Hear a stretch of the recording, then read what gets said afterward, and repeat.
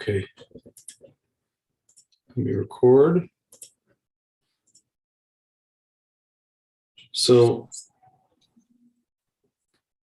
I just watched this phenomenon thing that you told me to watch. The movie, The Phenomenon. Yeah, on Amazon.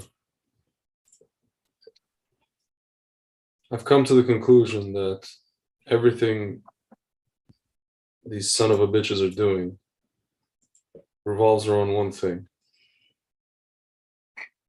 keeping us as slaves. Keeping us asleep. Right. Not just as slaves, keeping us as slaves, meaning Absolutely. if you're talking about, for example, this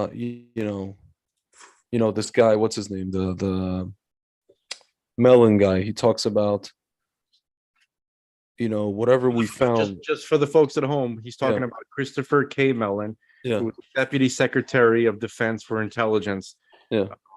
For basically for Bush and for Clinton. So this Mellon guy said regarding some of the debris that we found, that's like, and these scientists have been able to examine them under crazy microscopes and machines and come to the conclusion there's isotopes there that we don't even have. But he goes, you can solve the energy crisis. You can have infinite energy, or if you can figure out how these things operate, they're obviously not combusting. The key to the whole thing, wonderful, figure out, but the key to even begin a chance to figure it out. Not in private, not in some top secret thing, but companies, startups, I don't know, geniuses, different people, whatever, have a competition, whatever it is, government funding, like, I don't know. And then you have these kids in Zimbabwe who saw what they saw in 1994. There is a guy, Randall something. Shit, I forgot his name. He just made an entire movie dedicated just about that incident. About what? The Zimbabwe thing? Yeah. It's called REL. REL? REL. What's REL? Like REL, like the name REL. Oh, REL. I thought you meant like an acronym. REL. Ariel. Okay. It's Ariel School. Randall Nickerson, I think his name was. Dude, man, like, if you're talking about, these kids had a telepathic experience with this being. Wait. Tell the folks at home what you're talking about. They have no idea what you're talking about. These kids, it landed in Zimbabwe around the school. What did? Craft. Okay. And this being came out, this little guy, and he, the typical thing, giant eyes, dressed in a suit, whatever. Yeah. And he's looking at them, and all the kids suddenly began to go into this kind of trance, and they all said, and then they interviewed them as adults, and they said, yeah, it was this thing was communicating with us telepathically, telling us we were having visions that whatever the technology we're developing, the humanity's developing or about to develop, it's not going to be good. It's going to be bad for us. It's not going to end well. Dude, and this was in 1994. Yeah. And what happened a couple of years after that? The internet, the internet was slowly creeping out at that time. And we see the results, man. We see what we've done with this. You watch the movie Social Dilemma. People are living in alternative realities. Like I see posts by wokies and leftists about, I don't know what Trump did or what's happening here, what's happening there. And it's, first of all, people are pitted into their own echo chambers, tribal echo chambers, never to cross paths. And when they do cross paths, it's like, I would say it's violent, even when it's digital, in a digital way. When you're crossing paths with somebody online, it's violent. Like you can't even, there's no discussion that happens. There's no discussion that happens without an attack. Usually it's coming from the person on the left, sometimes on the right as well. There are no discussions, there's no debates, there's no discussions, there's nothing like, you could watch like Phil Donahue and what's his name, Milton Friedman programs and people asking him questions. Yeah, that's not going to happen. I mean, listen, one thing I could say, what you said about the right is semi true. Yeah. It's kind of like that's the position they're put in by default. Like no one on the left wants to talk. Yeah. Well, that's how the Red Guard operated under Mao. That's how. Just 1 second, man. Just 1 second. Just 1 second. Yeah.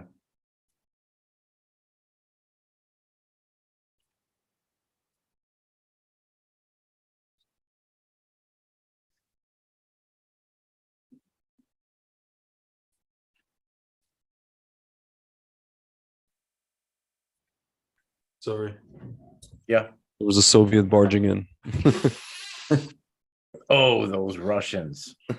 They just barge in. They disarmed the nukes. They armed them.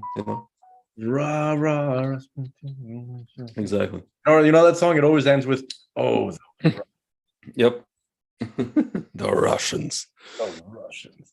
So, man, can I give you just a thought? I don't think I've ever shared this before. Okay. So what are they doing? What is this about? Okay, so we have a who's they? The government, you mean? Whoever it is that is keeping us from, who's preventing this information from being in the consciousness of man at large. Okay. Humanity, people in the whole world. Yeah. Who's preventing this from being what most people think about? Yeah. Like, for most of their day, at least for a while, until, this phenomenon is understood better. Okay. I've heard various theories. Right away, people are going to say the government, and then there's a special compartmentalized group in the government, and they're doing this to suppress technology and energy so that they can make money. That makes so little sense. I'll tell you why.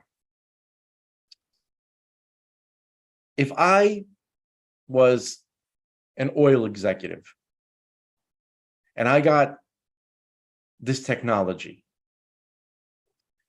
I wouldn't care about the petrodollar anymore. Yeah. In fact, I wouldn't care about anything anymore. I'm just, I'm putting myself in the shoes of these, these ruthless guys, Yeah. What I would do is I would literally, with that technology, you can fly. This is a trans-medium technology. You can fly in any environment, right? Cancel gravity. You can fly vast distances at the speed of thought. Yeah. Okay.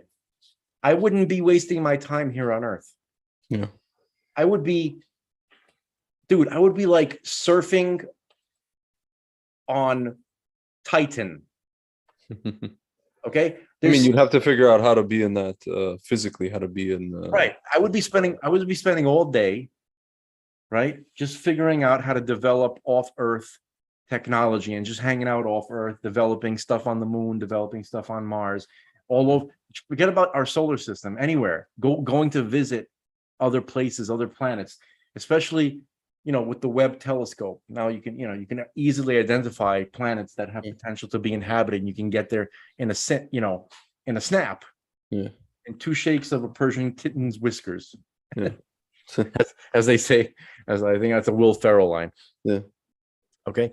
So you would be developing I would develop an entire breakaway civilization. I wouldn't care of anything going on Earth. Talk about the ultimate breakaway minion, huh? Yeah. Okay. You become galactic, literally. Like you don't need, can you imagine what's out there? So where does Yerushalayim fit into this whole thing? I'm not talking about just a regular one of these guys. Yeah, I'm not speaking from my perspective. I'm speaking from, what we would imagine to be, these fascist corporate fascist execs, who come and go in the government into business. It's not even business. It's fascism. Yeah. Who are these people? what would they do? That's what they would do. We'd develop. You wouldn't even need, like, you would probably just need to maybe build like 2 craft here on Earth, which they probably did in like the 70s or the 60s or something like that. Okay. Yeah. And then fly off and just build yourself a couple of habitats on the moon or whatever, or just stay in the craft. You don't even need habitats. Okay. And you could literally build entire cities, entire infrastructures just off Earth, like on meteors, on giant meteors, on the moon, on Mars. There's so much like open real estate out there nobody has to know about, and nobody could possibly know about it. There could be entire like industries operating in these places. Okay, so I'm speaking hypothetically. I'm not saying that I heard any rumors about any of this kind of stuff. So that's what they would do if it was regular people. Yeah. So that's proof that it's not regular greedy people. Yeah. And it's not about the petrodollar or controlling the economy. No, it's about controlling us. Right. But why? Why are they, if I could be chasing girls on Venus and Mars, right, and water skiing on Europa, why would I care about controlling, the people of Earth? And here's the reason why. And this is the only one that makes sense. Because the people who are actually running the show are the Sitra Achra. Yeah. The Sitra Achra, and we have a privileged perspective. The Torah tells us really what's going on the most fundamental level of reality. Okay? The Sitra Achra is deeply embedded in this world, and its entire job, okay, is to get us to suppress our consciousness. Yeah. Why? Because it challenges us. It gives us free will. We can choose to be the way that we are, or we can choose to transcend it, right, by seeking out things that are transcendental things. Yeah. Mainly God. Yeah. Okay. So that's what they're doing here. Their whole business is to keep us low information and low consciousness. Low frequency. Convince us to stay that way. Yeah. We don't have to. It is possible not to stay that way. And it's actually getting easier than ever not to stay that way, right? Yeah. Okay. Why do you think, by the way, people are just, even take away the Sitra Achra, like it almost seems like people are fighting like tooth and nail, especially again, like you're talking about all these, not just modern Orthodox, you're talking about even some of the more even Haredi people are just fighting tooth and nail about what? To just when you try to bring them something they may not know, something maybe the media didn't tell them about schmaxine and this and that, and it's just it's this, everything from, oh, you're a conspiracy theorist, and like I had a friend like, I didn't realize you're such a conspiracy, like we haven't spoken in a while, man, I didn't realize you're such a conspiracy theorist. I'm like, dude, what are you talking about? I just brought you a document, a valid document. What are you talking about, man? I got to tell you that. Are people this just, like Russian called Neznaika, a person just doesn't want to know. You know how white boy jocks are like from the 50s and the 60s are portrayed in movies, right? Yeah. Like these completely brainwashed, people who can't who can't understand, they can't tolerate anything that's different than them, like anything that's a little queer, anything that's a little, that's not exactly what they are familiar with. Yeah. That has to be like chased out of town, basically, right? No, I mean, I met guys like that in my high school in Jersey. So no, but they really do it hyperbolically in the movies. Yeah. Right. Like the guys who chased Forrest Gump, remember? Yeah. In that little pickup truck. Mm-hmm. Right. Yep. Remember that song? Like, right? So anyway, so those kind of guys, right? With the with the Letterman jackets. Yeah. Okay, with the crew cuts. Yeah. And they can't stand anything that's not, I mean, okay, so that's not really what people were like, but that's what Hollywood wants people to think that these people are like. But hold on, but the point is that the not everybody, but many people in the Orthodox Jewish community in recent years have become those guys. I know, because I notice especially with, there's a lot of kind of like, especially like you go to these people's houses and it's like, you see the wives and it looks like something out of like Stepford Wives or like Pleasantville, that kind of thing. Yeah, it's like nobody, it's like basically conforming is a mitzvah. Yeah. It's exactly what it is. And it's not, by the way. It's like conforming is mitzvah, but it's also like we have to follow what the media says. And the crazy part is they know that the media is lying on every other issue. But for some reason on this issue, it's like literally, it's like a con man where he's lying with everything. What everybody's doing? They're doing something similar to what King Saul did, King Shaul. Think about it like this. You're part of a congregation. Everybody wears the same clothing.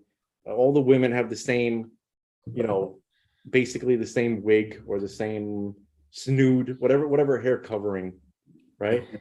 There's like a standard practice, and nobody wants to, and everybody just kind of follows along with the directive. Question: what does God need you for? If all of you are the same, if all of you are just basically clones of each other, what purpose are you serving here? Well, have you asked the Lubavitcher that? Since sure, been around a lot. What's the usual answer? I mean, I've heard answers in my day, but what actually, is the answer actually I've heard some very good answers from like Tzivas Hashem. That's the typical answer I hear. No, here's what I heard. You're in an army, you got to wear a uniform, whatever. I heard that basically the response was of all different kinds, but my favorite one was that, listen, you're right, but the whole thing about like this situation, right? This context that is created with this uniformity, right? It forces people to shine, their individuality to shine through their behavior and through their personality, rather than through their external appearance. Okay, so if that's really, what people are doing, if that's the goal, then okay, I can dig it. But that doesn't seem to be what's happening. That's not what's happening. Right. I mean, it's happening for some people. Yeah. Those who think in that way. Yeah. Probably it's happening for them. It doesn't seem to me from the outside that that's what's happening in general. No. Okay. So basically, the question was like, what are you doing here in the world? Why are you necessary? Are you taking that whole thing of, there's like this mindset where God needs me for something, I don't know what it is. Okay, as I go through life, I do these mitzvahs and I'll understand later. Okay, and none of that. See, with that mindset, you can ignore responsibility of your individuality. Yeah, of not just individuality, but ignore the mission, if there is a mission. Right. And just focus on, I'm just going to make money, have a family, like a friend of mine. I have a friend by rote. Do the commandments by rote. Have a family. Go to bed. Just exactly like what you. Listen, I have a friend who talks about. You know what? Maybe I can find his video where he talks about. I've always wanted to play this on air, man. I have a friend. He's a teacher in Mahon Meir, or he lives in Beit El, and he once gave a speech about, he called it the crisis of modern Orthodox education in America.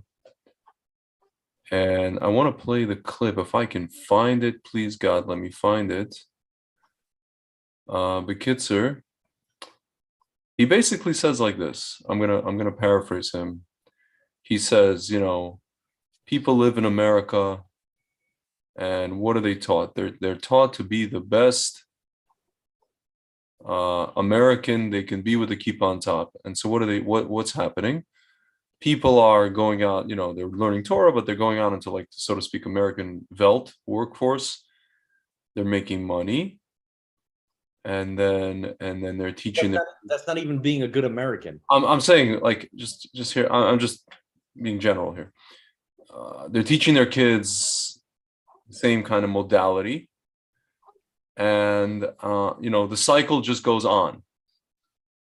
You know what I mean? The cycle just continues. This whole kind of cycle of this, whatever the hell this is, just continues. And it almost seems like not a lot of these kids, or as they grow up to be adults, have a sense of mission. Every once in a while, some of them say, hey, I want to move to, I'm going to make Aliyah. Even when most of them make Aliyah, they're just kind of like, they make Aliyah because it's a thing you do. If you're modern, quote unquote, Orthodox, living in, from Teaneck and Inglewood or wherever you're from, also maybe even Flatbush, it's something you do because, it's a mitzvah, I guess. And when we make Aliyah, we're going to go live in Efrat, or wherever we're going to live, or Ramat Bet Shemesh. And we're going to raise our kids there in, like, some little American enclave. Not to say that people don't learn Hebrew. Of course they do. And there's a lot of people whose kids learn Hebrew and integrated and went to the army. Of course, for sure, without a doubt. But there doesn't seem to be, like, this desire to kind of jump out of they've created their own matrix. Like, the whole thing of a Baal Tshuva is we realize we're in a matrix, people like you and I, most of us, most of our type, and we break out of that matrix. These people, and so, we come to the Torah, and that's our breaking out of the matrix. We come to different. I mean, ideally, something. Half the time, I'm like Cypher. Yeah, I'm just saying the concept. It doesn't mean we're always in that mode. Yeah, we struggle every freaking day. I don't want to misrepresent myself. No, I'm just that's the idea, at least in the beginning. That's how it was. Yeah. Mr. Anderson, and then you're, like, out of it, but then you go back in and out and in and out, whatever. It's a journey. But, like, then you meet these people, and they're in it. Not only they're in it, they want to be in it, and they're in the kosher restaurants, and they're in the real estate deals, and they're in the $10,000 Pesach vacation, and they're in this, and they're in that, and it's like, I'm telling you, man, like, I don't, since I became Baal Tshuva, I come across these people, and I mean, Baruch Hashem, they're very active in, like, for example, supporting Judea and Samaria, both politically and financially, let's say. But apart from that, I want to take them and I want to shake them out of their. Well, this is what America-induced stupor. So I'm thinking that not just, I mean, certainly for the Jewish people, which might be actually the most difficult to reach with this stuff, the subject matter that we're talking about. I know. Right? But they need it the most, because it has the most potential to actually introduce them to all this stuff they've been hearing about for centuries. No. Okay, so I just want to go back for a second. When I was saying to these people, like, hypothetically, like, what are you here for? What purpose are you serving? What I meant specifically was, God obviously gave you something unique. Every person was given that and put you here because only you can. There's stuff that only you can do. There's thoughts that only you can have, and there's contributions that only you can make. But it seems like these people, they drown that out. Yeah. It's promoted like, don't, just don't speak up, don't share your thoughts, just go with the flow. That's what's going on. Nobody has the balls to stick up. I think some people have like a sense of like something's not right here, but they were taught, or they were essentially raised to not question it. Yeah. Okay, they're essentially like, you hear stories about tzaddikim, and how they were, and how they acted and what they accomplished, and then you see what's going on right now, and there's a dissonance between that. Yeah.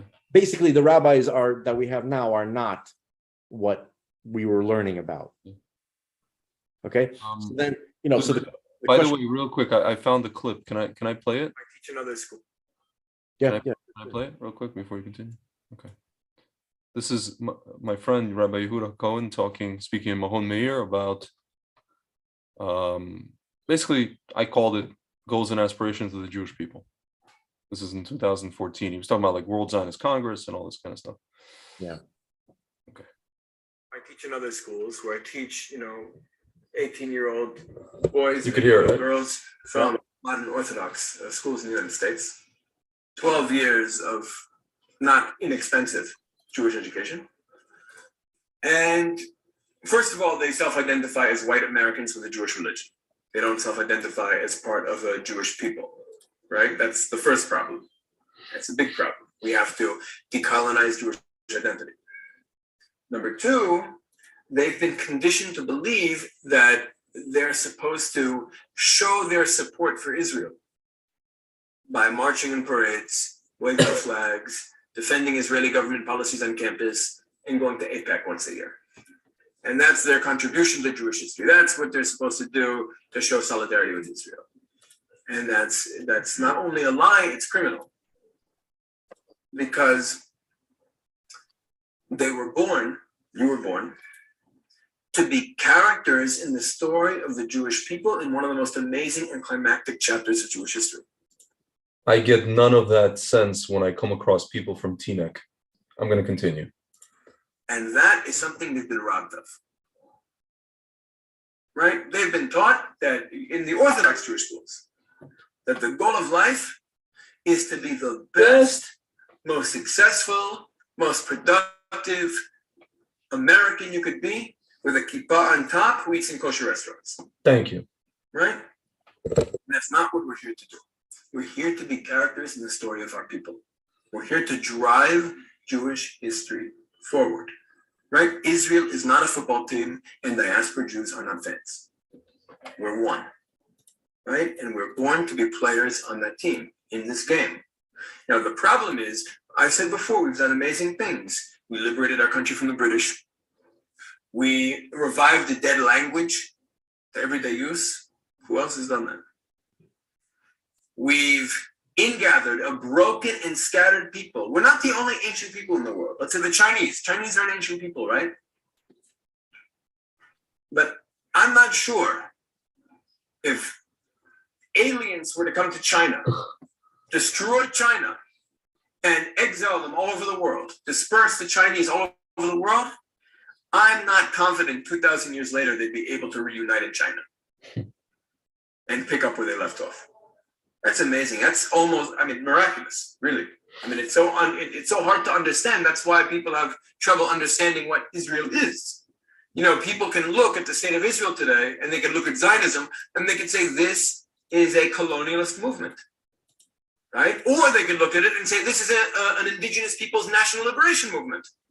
Both are true, depending on your perspective or how you understand the Jewish people, because we're unique in history. But here we have a problem. We did these incredible things, right? Herzl, Ben Yehuda, Yair, these revolutionary leaders who drove Jewish history forward. Now we name streets after them, etc. But in 1967, we liberated Jerusalem, and then everything stopped. Our revolution has been on pause. We have not moved forward since, really. And we're playing defense now. The whole world, the international community, is trying to reverse some of our achievements. And we're stuck on defense trying to resist these attempts to reverse our revolution, right? So what we have to do, what this generation needs to do, is start to define the next goals of Jewish history. Start to define what are the national aspirations of the Jewish people. What's next for us? What obstacles stand in the way of us achieving those goals? And what can I, as an individual, do to smash those obstacles? And be the type of Jew that they will name streets after in Jerusalem when I'm dead. Like, that's what we're here to be. So, can I just tell you that there's people in the modern Orthodox world who, their kids have heard him, and they call him an extremist, or they call him kind of a person who lives, kind of cultivates his own existence and realm. You know what I mean? Well, okay. What do you think? Can I agree with everything he said, but can I play devil's advocate for a moment? Okay. So I think the general plan of Jews in America, right? Type that we're describing, like, Teaneck, Passaic, places like that, right? Is to create Jewish families. That's it. That is their ambition. Yeah. And I've heard speeches about that, like when I, many years ago. Yeah. And which had an impact on me, like just the having Jewish people in existence is already a major achievement. Yeah. And so everything about, the businesses that they're and the kosher, the supermarkets and the restaurants, it's all to facilitate that and in comfort. Yeah. Okay. So there is something to that. But the thing is, what we're talking about is the individual has a responsibility, meaning like we all have a responsibility to build the nation, but we also have stuff that only we can do for the nation, right? There's stuff that we all have to do, like build, whatever, like build families and blah, blah, blah, all that kind of stuff, right? The standard thing. You're supposed to try to do that, okay? Mm-hmm. But there's also stuff that only individuals can bring. Okay, it's not a general goal. It's an individual goal. It's a relationship that the person has with God directly as an individual, not as a member of a group. Yeah, and that's what I'm talking about. Okay, so when I'm telling these people, like, what are you doing here? Like, aside from just existing. So a lot of them will say, well, existing, it's, as a Jew is already a major accomplishment. Mm-hmm. And it's hard to argue that, but you have to also, because it's almost like a virtue signal at this point. Yeah. I mean, it is real. It's important to do, but it can be abused. Yeah. Okay. So hold on a second, man. There's just things are getting Soviet. Just give me a second. Sorry.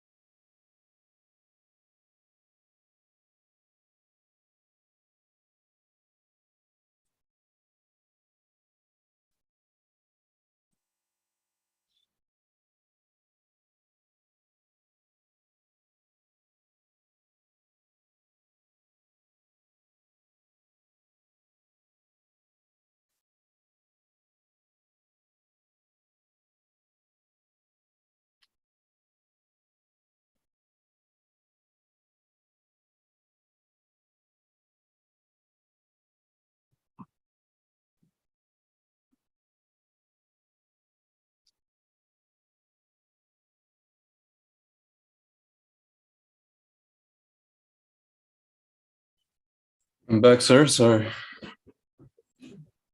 Hello? Yes, sir. So you were saying? Hang on. I was checking Amazon. For? Huh. Hold on a second. What? It's not. That's not. My wife was asking me how did my giant kennel, my 8 foot by 4 foot by 6 foot kennel, which I ordered from Amazon, how did it fit in that tiny box that I found out? Kennel? A kennel, like an enclosure for an animal. Oh. And she's like, how did it fit in that tiny little box that I found outside my door? Because it says, I'm looking at it, it says delivered today. That's funny. So this is gonna be a headache. Mm-hmm. Anyway, so the point is we were sent here, and each individual has something to contribute. That means you got to think. That means you can't turn off your thought. That means you can't just follow directives. That means you have to question everything you're hearing. Yeah. And you have to use your intuition. Yeah. That's God talking to you, your intuition. The problem is they're also taught that all your thoughts are the Sitra Achra, or the Yetzer Hara. Yeah. So don't listen to anything that you think in your head, and just whatever the rabbi says and whatever everybody else is doing, just do that. Yeah. Okay. So which is, so sometimes it is the Sitra Achra, but you have to be able to, you have to try and discern, right?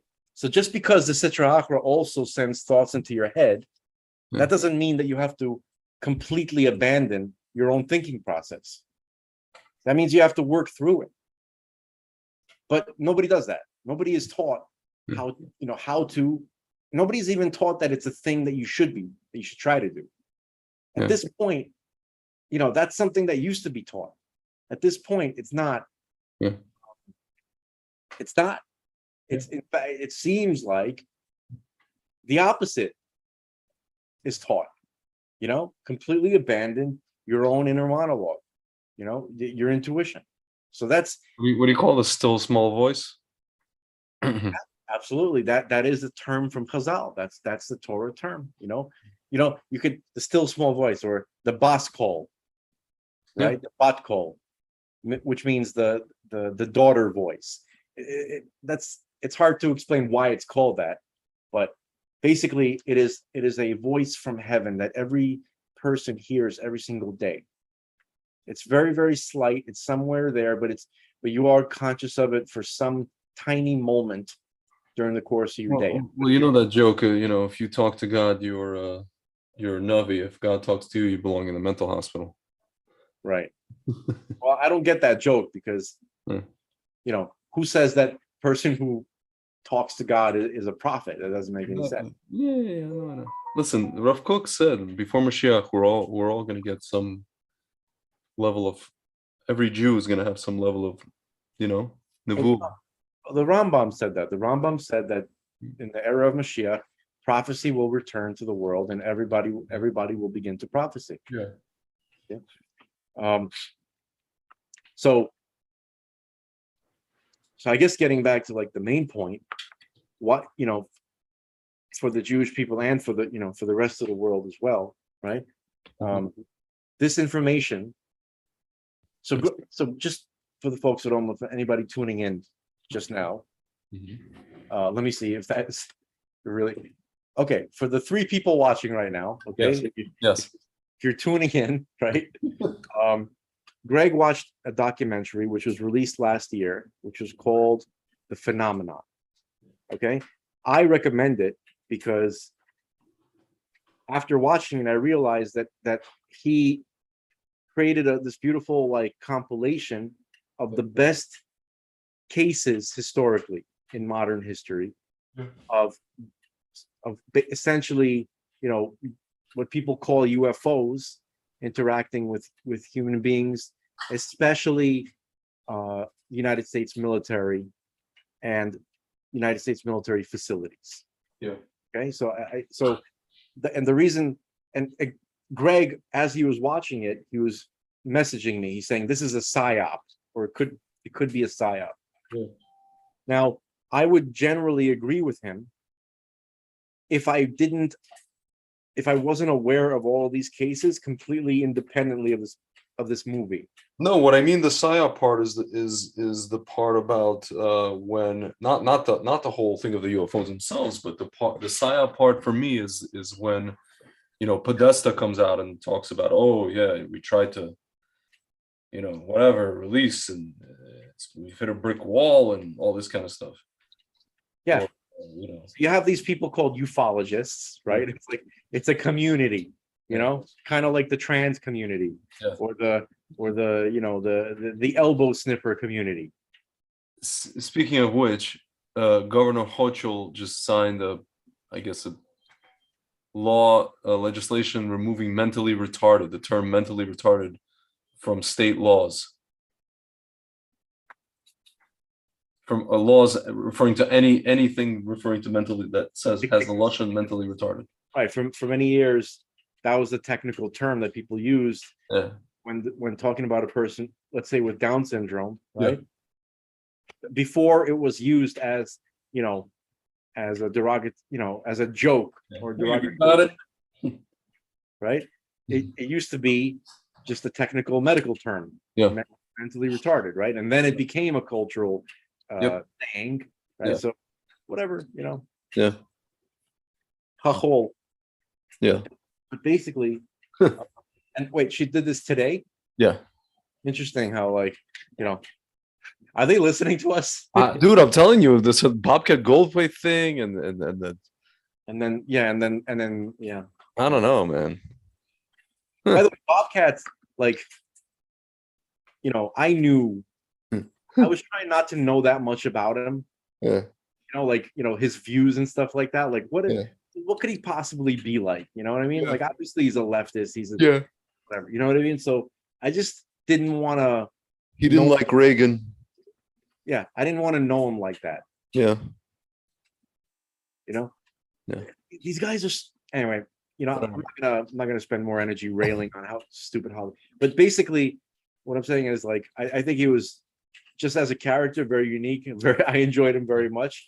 And the parts that I enjoyed and everybody else were not his political commentary. I'll tell you that. I'm really nervous tonight. Welcome Club Tokyo. He took a shower on what is this? A comic relief? You know, when they did the comedy for the homeless people. Yeah. He took a shower on stage. And then the water turns on and it's like really cold, and he's like, ah. Yeah. I like the part in Police Academy too. Yeah, where he's playing the bongos and those guys make them. No, when they go to the supermarket. Yeah. They start raiding the supermarket, right? And then, you know, they're making a huge mess and they're harassing everybody and they're stealing crap. And then one guy brings like a whole like stack of steaks to him, and then everything stops and he goes, what are you, crazy? I'm a vegetarian. You know? Put it away, you know. Like, dude, his material is actually quite brilliant. It's not. I wouldn't. Some of it. No, if you listen to his stand-ups, I did. He's pretty on point. I mean, some of it is. You know some of it. Yeah. But anyway, so, but this, you know, so, you know, this movie that Greg was watching, like, if I wish you guys would know me a little bit better. I don't trust anything. Anything I see on TV, like, I almost assume, and it's been like this for a long time, for 20 years at least, I almost assume automatically that this is all fake, that it's all scripted. Everybody's an actor. This is all a reality show. Okay. Dude, I'm starting to think that about sports recently. Even something as chaotic as hockey. I don't know. It could be, but I had a general assumption about that, and the only thing that could possibly ever make me not think that is if I ever have my own personal experience with the reality of these people that you see on the TV box with the moving pictures. Okay, so ironically, I don't know. Actually, is ironically the right word? I don't know. Yeah. Interestingly. Yeah. Of all subject matter, this UFO thing is kind of maybe one of the few things that I have had a personal interaction with. Not because I've never seen a UFO. I've never seen an alien. I've never, which kind of sucks, but I've never had my personal thing. But I have spoken to these people, like Salas, Robert Salas, right? You texted me saying that Salas is a gangster, right? Yeah, he's like he makes in a good way. In a good way. Yeah, yeah. Right? I talked to him. He makes a speech and he goes, yeah, these things are like examining us. They're examining the nuclear facility, our nukes, the Soviet nukes, and they're basically telling us what in the actual F are both of you clowns doing with these toys, and stop it. Just stop. Well, I mean, he's adopted the liberal, the liberal narrative, which is okay. I mean, it's semi understandable, but it's true. What the hell are we doing with these freaking things? Both of us, everybody. No, but what about the time when they turned it on? No, so I wanted to ask you a technical question. With America, they turned it off. With Soviet, Russia, they turned it on. They turned it on, armed it, sequence start, and then turned it off. What's that about? Or is that just like showing we can do whatever? I have no idea. I can only speculate that they want to scare them and just like, look how easily your world can end. I can turn this off. I can turn this on, off. What to do about it? You better get rid of these things. I get it. That's a legitimate perspective. Is that the reason? I don't know. Yeah. Okay? But basically, it seems to be. But who knows? Yeah. So my point is that I actually talked to Robert Salas. Like when he was having his, I was introduced to this topic in 2010, and when he was having his press conference, right, the first, when he was gonna finally come forward, and when his what's that word, disclosure contract ended after like 25 years, and then another 15 years of him trying to gain access to all the official documents of his incident, which we're going to talk about in a second. Okay, but anyway, the point is that there was a phone number, right? There's like a website that was built for this press conference, and there's a phone number, and I'm like, and just for the folks at home, I got introduced to this topic because I was forced to write a paper on it in college. It was one of those assignments where you were given a subject matter, you didn't have a choice, like you picked it out of a hat. Anyway, but as I was, studying this stuff, I was thinking to myself what I normally think. I was like, this is bullshit. These people aren't real. This is all scripted. Like I used to have that default. And then I called him, and it was that, and he picked up. Like he was the actual guy. I'm like, holy shit, really? I was like, he didn't even have like somebody else just answer his phone, like some, like some intern, or like you're doing a paper, and he just like, yeah, let's talk, sure. Yeah, I was like, are you serious? It was shocking. And then another time, the probably the most prolific, besides Jacques Vallée, the most prolific like researcher on this topic is a guy named Stanton Friedman. Interesting. Not to be confused with Milton Friedman. Yeah, or Thomas Friedman, that scum. Oh yeah, it's from the New York Times, right? Yeah. so basically, Stanton Friedman is a nuclear physicist, right? Who decided to get to the bottom of Roswell. And he recently passed away, and so I was thinking to myself, Salas, that was a fluke. Yeah. I'm sure that this, because I had a question for Stanton Friedman out of curiosity. Yeah.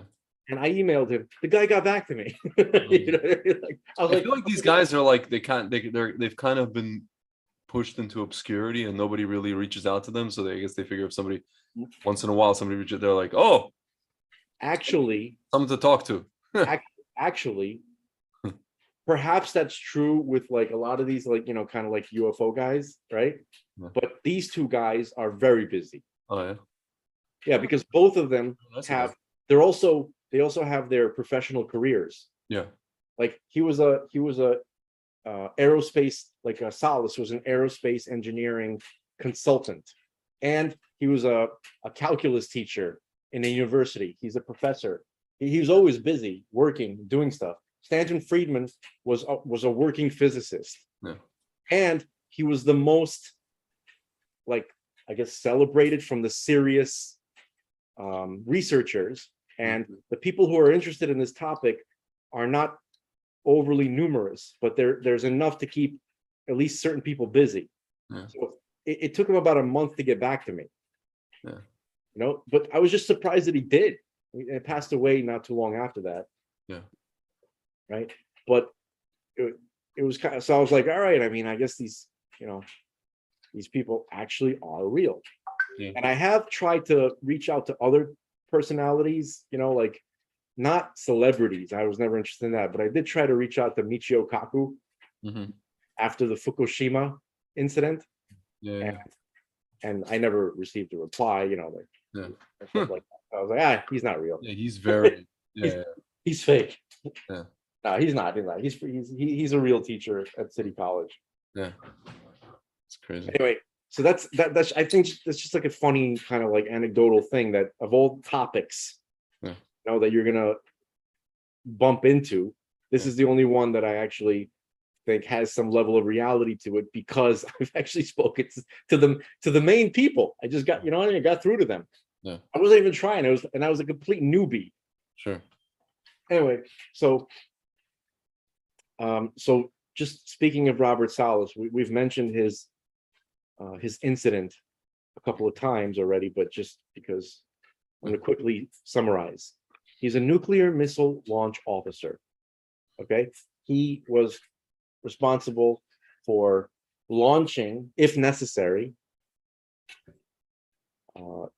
10 ICBMs. Each one of them. I think it was 10. Each one of them had a yield of 1,000 times of Hiroshima. So that means 10,000 times the power of Hiroshima. They were saying you could blow up the world like stum. I mean, if he launched one, obviously Russia launches, and then it's basically the end of the world. Okay, so that's who this guy is. Now, the type of person that they get to do this, you would imagine, is quite responsible, quite level-headed, not prone to flights of fancy, boring, if you will. Okay, and you've heard him. They showed a picture of him when he was younger. Okay, real clean cut, crew cut guy. Okay, and so his incident occurred in 1967. Okay, at Malmstrom Air Force Base. It was a lot of interesting things happened that year, we discussed. We have a whole episode about it. So basically, he was. By the way, in the movie, they talk about something that happened a week before that, right? At a different nuclear missile launching base. Okay, that came out later. I mean, but they included it in the movie that you just saw. Okay, so basically, what happened with Robert Salas is he got a phone call while he was in his bunker. That's where you launch from. There's like a bunker that's deep into the earth. And you have two guys there, two missile launch officers who, if necessary, they'll launch the missiles together. Okay, but there's also an entire security team that's guarding this important piece of real estate with all these nuclear missiles.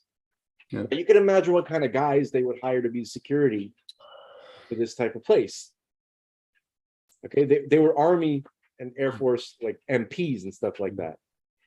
Okay, but you're not going to get what are you going to get for that? Somebody responsible, like the best guys. Can I quickly read to you the last? He's pretty active on Twitter. I'm gonna wait. Hold on. I want you to read it. I'm gonna let 20 seconds to finish this whole thing. Okay. So these, hand-picked, elite, boring, responsible people, okay, who are running this base and protecting it. Okay, so one of the security officers actually calls him frantically, screaming that there is a giant red glowing plasma type thing floating above the nuclear missile silo where they launch from, if necessary. And then it would start darting from one silo to the other. And remember, each silo is about like, I think it was like 2 to 3 miles separated, like it's on a grid, and there's 2 or 3 miles between each missile silo. Mhm. So this thing was darting instantaneously from one silo to the other. That's what they were reporting. As he was talking to the security officer, and there are a whole bunch of them there who were witnessing this, his missiles started going into what they call no-go, meaning he could see on his like control board the lights, the red lights that were going down, which means that the missiles were not operational. Mhm. Okay, that's the whole incident. So he had the official documents. He presented it in a press conference in 2010, and then later on, I think several times. All right, what did he write in Twitter? So the last few tweets, here's one on July 14th. I have decided to no longer speak at UFO conferences or give interviews on podcasts as I have done for over 20 years. I will remain engaged on Twitter and Facebook. I would, of course, testify on my incident if, this is Malmstrom, if invited to do so by a government agency. Next tweet, July 17th. Representative Adam Schiff, of course, Schiff is like the point man on this whole thing, which pisses me off, which leads, again, me to believe that there's suppression. Yeah. Addresses congressional UFO interest. These are encouraging comments from one of the few voices in Congress I highly respect. So Salas is basically, might be a leftist. It gives me hope that there are many questions that they want answered. Open hearings. And then the last tweet on July 20th. Here's the most recent discourses on the Nazca mummies, I guess the Nazca lines in South America. It further supports the authenticity of the discovery. Una momia de Nazca por dentro, primicia. So he's a Hispanic guy, so he kind of posts something in Spanish. You know about this whole Nazca thing, right? The Nazca lines, sure. Yeah. That's a very, very interesting. I found mummies there of some sort of. Yeah, but the Nazca lines themselves are the most astounding thing of all. But anyway, so Robert Salas, and so I started this, like a couple of minutes ago. I was saying that because you mentioned Podesta and Clinton, right? And now you mentioned Schiff, Adam Schiff. Yes. He's, so we know, because we understand from the Torah's perspective, which really gives us a very unique and high level perspective on who these people are, right? The people, like some of these characters in the UFO community, right? Not the people we just mentioned, but like these other type of people, people who call themselves ufologists, right? They're a little goofy. Yeah. Okay. They don't understand that the people that they are turning to, who claim that they're going to help them to, uncover the truth, are the ones who are suppressing the truth. They don't know, but like these like simple kind of like enthusiasts in the UFO community, right? Which is a funny thing. They don't understand what the Sitra Achra is, and they don't understand Sitra Achra operatives. They can't recognize them, and so that's why, they get excited when Adam Schiff says something, okay, or when Clinton says something, or when what's his name, Lawrence Rockefeller. Remember that point in the movie where there was like this initiative that Lawrence Rockefeller was leading, and he got the Clintons involved and Podesta and all these people, right? Yeah. These people are the gatekeepers of this information. Yeah. They're not going to let you know anything. Okay, so, but they're going to pretend that they're your friends who are about. So they've been doing that. They've been doing this sleight of hand, or not sleight of hand. What do you call it? Like I'm getting zapped, dude. Like here it is, and then they like take it away from you. They've been leading you. Illusionists. They've been, like a carrot. Yeah. On a stick. Yeah. All right. They've just been like so, and they're going to continue doing that. Okay, so anybody listening to this who's into this topic, I mean, this is not the way it's gonna, that you're gonna. I think it's gonna come down to, just studying the information that has been released carefully, and especially like watching this movie, I guess is a good way to start, and then you can look at the 3 Navy videos that were released, right? And really understand what you're looking at. There's plenty of videos instructing people as to what everything is on the screen. When you're looking at these videos, you're looking at it through infrared, through FLIR, right? Yeah.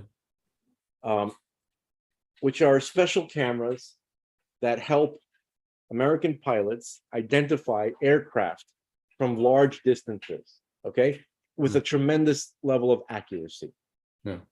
Okay, so it shows you heat signatures. It shows you, plumes of like hot air.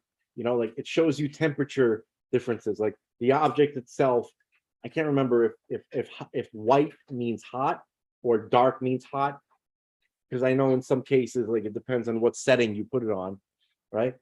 But basically, if you're looking at an object through the FLIR and it's dark, and let's say that means hot, and everything else around it is lighter, so that tells you that the temperature difference. And also on a plane, you can see that, especially a jet, it's shooting out air behind it.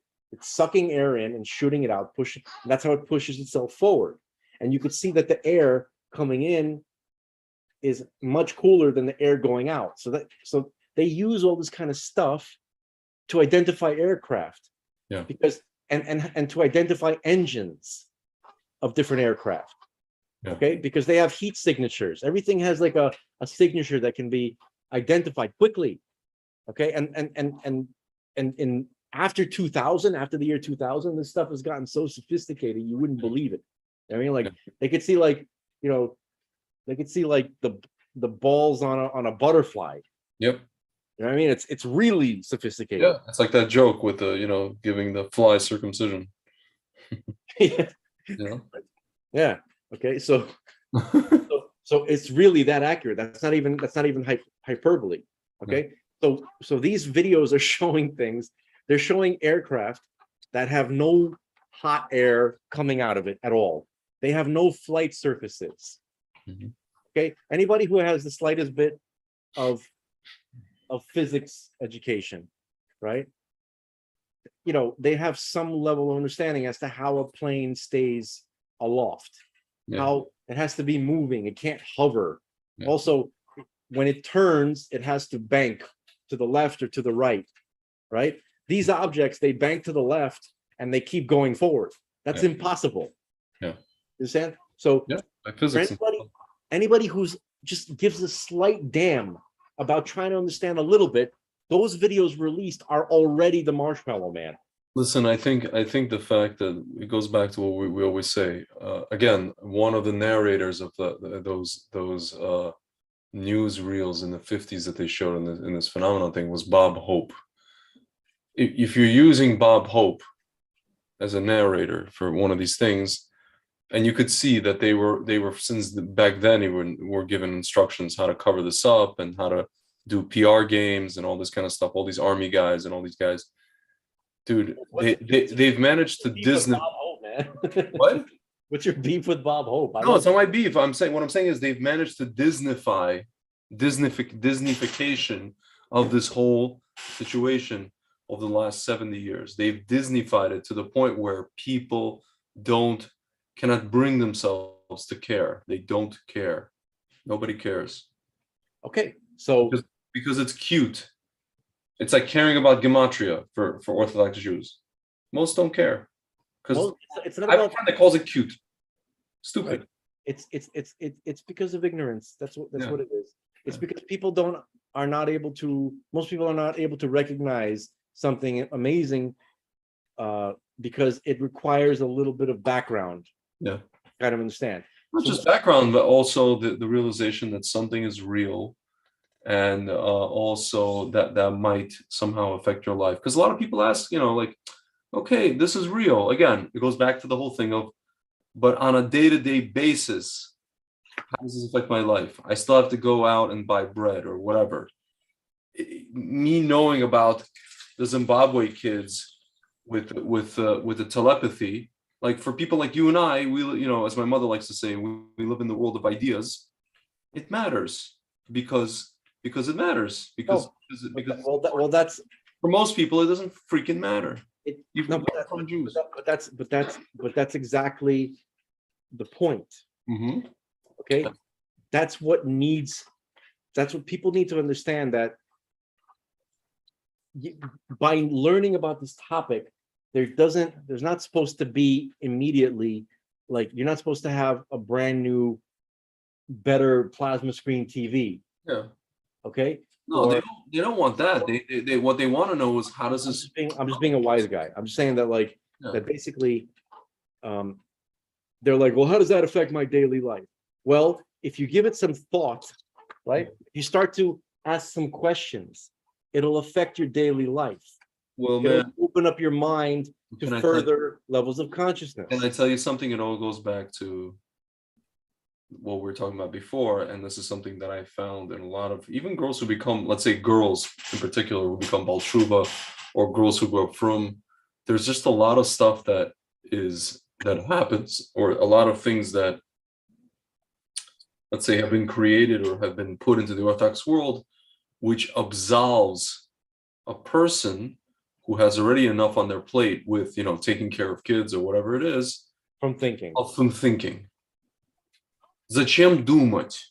I'm going to go to the kosher store. I know everything's there's kosher. Why do I need to go to a non-kosher store and then look at hechshers and do this and do that and think about halacha? It's like this, my friend told me, actually, who grew up from, he's like, listen, the more you know about, for example, the halachas of kashrus, of kosher, right, the less stringent you need to be, because you know the halachot, right? Yes. So women, they're not sitting around and steiging the halachot of kashrus. So what are they going to have? They're going to have separate sinks. They're going to have this, and they have blue and red and white and green and purple and this and this. For the folks at home, steiging means studying. Studying. Like, they're just going to simplify, as my mom likes to say in Russian, облегчить жизнь. They're going to simplify their life. They're going to make their lives easier, instead of just knowing the halachas and, knowing that, if you pour something cold, even if it's like, you're supposed to pour something like cold water or something cold in a cold state from a dairy pan into something that meat was in, you're not necessarily trafing anything, because it's called cold, and it's also called something ben yomo. Just an example, something that hasn't been touched or used in 24 hours. If you know that basic halacha, you know that you're not about to trafe up your kitchen, and you don't need to have 5 bazillion sinks. But people don't want to think, even on a basic level. They don't want to think. Jews, this is what I found astounding, that, coming from the secular world and coming from the world of what I like to call in Haskalah light, from Lvov, Lemberg, the son of, people who are in, I guess you can call them intellectuals, the products of Haskalah, let's say, my parents are. And to come to the frum world, and then to see people, Jews, who have, like, seichel, or, Rabbi Katzin always likes to say, think Jewishly. Yeah. I remember for the first class at Rage, think Jewishly. But these people don't want to think. They don't even want to think humanly. They don't want to think Jewishly. Jewishly or humanly, or much less, anything. So it's astounding to me that there are Jews who just don't want to use their brain. And it went right into Shmovid and all this other stuff. Intuition. It's crazy. Yeah. I don't know. Okay, so that's exactly the point. The point is that if a person decides to look into this topic, right? Let's say that the type of person we're talking about. Yeah. What's going to happen? Okay, let's say they'll start watching that movie, right? And then they'll watch something on YouTube. They'll hear the astronaut Gordon Cooper talk about his experience with these objects multiple times. Mm-hmm. Okay, Gordon Cooper, right, from the Gemini project, the Gemini missions, American hero. Okay, so you're going to start learning about these things, and you're going to start wondering, like, what the hell, why, and you're going to feel very alone. Okay, because you realize most of the people around you can't talk to them about this. Okay, because everybody's going to look at you like you're a schmuck. Okay, so but it's going to be interesting. Okay, and it's going to lead to other questions, like, what are these things? Yeah. And also, why are these? What when you read about the cases, when you really look into the details, not the way most people kind of like, even in this movie, The Phenomenon, right? There's a lot of things that are skirted over that he didn't mention, because this movie is intended just to kind of familiarize people very generally on a shallow level with the topic. But all of these cases have massive weirdness associated with them. Like people seeing weird elves or some kind of, it's a consciousness thing that occurs. Yeah. Okay, so you have, but the thing is, it's not a hallucination either, because there's so much physical evidence that is left behind. Yeah. Like the indentations from the craft, and the craft being picked up on radar and on multiple witnesses, and it knocked over a tree, like stuff like that. It burned grass that it landed on. All that stuff is actually there, but there's also like tripping on acid weirdness that occurs too. Yeah. It goes along with it. So the best researcher who really gets into the guts of all these cases is Jacques Vallée. Yeah. He's the only one that doesn't skirt over the weird crap.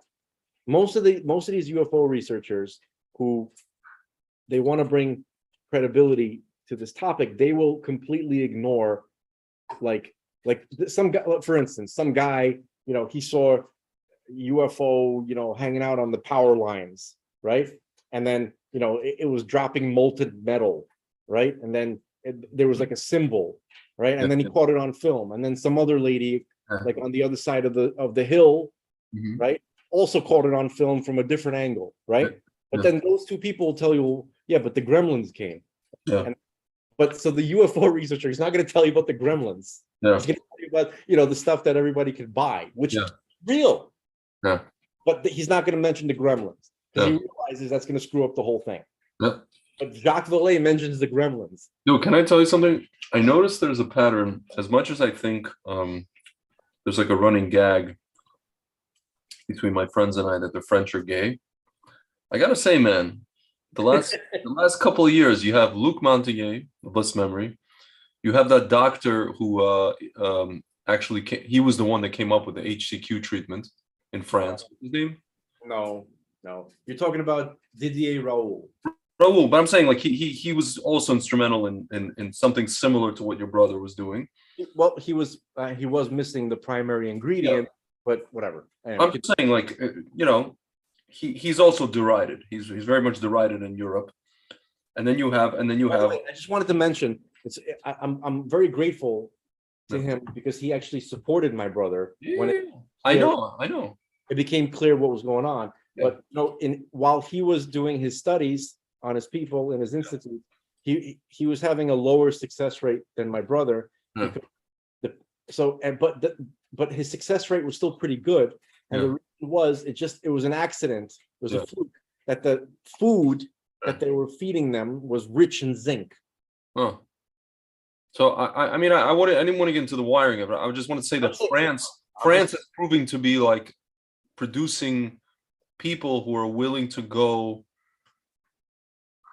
into the realms of scientific realms of their field, that most other people are not. I don't know if it comes from like a history of that they had from before.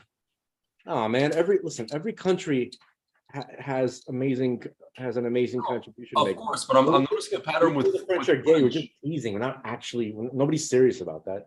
Yeah. You know what I mean? Like, I mean, there are a lot of gay weirdos there, but that doesn't mean there aren't awesome guys. No, I'm saying lately I'm noticing a pattern that France is like very innovative, and people are willing to go to take risks and stick their necks out, and research and look at things that other people are not willing. And it's something about France. Something's happening in France. I don't know if France is lately in that regard. I mean, it's happening in France. I don't know if it's happening any more than other places. But I mean, they're two of the primary people who really were a big part of the truth movement were these two French dudes, definitely. There's no question about that. So, man. No, so you're talking about this valet guy. No. So I'm just saying that that when you read his books, whatever, like he's been doing this for like 60 years. Yeah. He's already in his like mid 80s. Dude, the guy, yeah, they showed footage of him. It was like he was like a young guy, like doing this stuff. Yeah. For the folks at home, if anybody's ever seen Close Encounters of the Third Kind, right? That famous Steven Spielberg movie in the late, starting Dreyfus, by the way, right? Yeah. So there was a character in that movie he was like a French dude. He was a consultant for the U.S. government on the UFOs, right? He was he was in charge of their program, and he was their primary like scholar. That French guy, that character, Spielberg based it on Jacques Vallée. Mm-hmm. Yeah. Okay? Yeah. Okay, so Jacques Vallée, when he talks about this phenomenon, he notices that there's a level of absurdity to these encounters. Okay, and a lot of the time the encounters take the form of something that the person is familiar with. Yeah. Okay, in their mind. Yeah. Okay, like for instance, like the UFO, like the disc shape. Yeah. Right? He has his data showing how, like, through different eras, historically, going back, by the way, thousands of years, but even in the past couple of hundred years, if you just stick to the past couple of hundred years, right, you'll have people who were reporting airships in the mid 1800s, for sure, like blimps, yeah, right, and with people wearing jumpsuits coming out, like Lonnie Zamora, right, like that kind of guy. Okay, and then as time moves forward and technology advances, people started to see stuff that kind of matched more of what they would expect to see. Yeah. So this phenomenon has a very fluid, it doesn't have a solid form. It can make itself appear as whatever it needs to. You understand? Yeah. And for instance, and to figure out, and another thing about the technology that they use for these craft, let's say, right? So it's not clear whether or not we're seeing the actual technology that's making it move. Meaning, like, let's imagine you were to find one of these things, one of these like UFOs sitting on the ground, right? And you were to go inside and you'd expect to find some kind of technology, the engine or whatever it is that makes it go. But you might find nothing at all, nothing discernible, nothing, just the ship itself is like just an empty shell. But you saw it flying around and doing these impossible things. How's that work? So yes. It's possible that the phenomenon itself is using like these little model toys, and kind of like, imagine you have like a little plastic like airplane, right? Yeah. And you're playing with your kid, right? And you're flying around, you're like, woo, you're making the airplane fly, but you're holding it with your fingers, right? Yeah. Imagine your fingers were invisible. Yeah. Right? So I'm using hyperbole here, but it could be something like that. It also could be like a nuts and bolts technology. This is very advanced. Yeah. Okay. It could be any of that. All of that is on the table. Okay. But Vallée is the only guy who was really emphasizing the consciousness aspect of this phenomenon and how it interacts with us.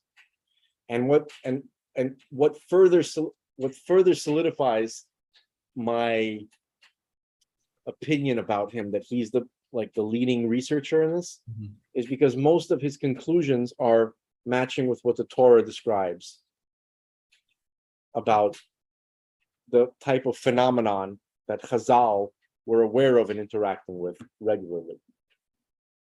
Okay, but the language which is used to describe these things is different, obviously, than what than what we're using in modern times. Okay, we have words like shadim, mazikin, alachim, right? All ruchim. There's a lot of terms for what, for what is in the Torah, for what they were interacting with, and it's shockingly similar, if not identical, with what these people are experiencing. Yeah. Okay, when these when the most credible, when the best cases are being, when the data is being collected from them. Okay, so that's what my point is, that if you get into this topic, right, but carefully, responsibly, right, and you don't just jump into it and just go along with everybody, with whatever everybody said. You don't go to conventions, and start buying the T-shirts, and the big foam fingers and the alien costumes and all that kind of stuff. I mean, if you want to have fun, I guess, but don't join another cult. Yeah. Right. So the point is that this phenomenon, it seems to match overall. It probably has everything at its disposal, including the shadim and the ruchim and the and all that kind of stuff. Okay. But overall, it's guided by God, like everything else. Yeah. And he uses these instruments, which are called the ministering angels. Yeah. Okay. And they're given instructions as to what to do to mankind and how to guide the progress of mankind. Yeah. Okay. And so again, remember earlier in the conversation we were talking about like who's suppressing the really good footage. Yeah. The HD, 8K, 4K. And we know that they have it. Yeah, because the congressman who's recently been they've been recently showing this stuff. Yeah. Congressmen, and they're coming out of these meetings and going on Twitter and they're like, "Woo, you guys can't believe what we just saw," stuff like that. Okay. Yeah. So, like that guy Burchett, right? Tom Burchett and even Rubio. Okay. Yeah. So basically,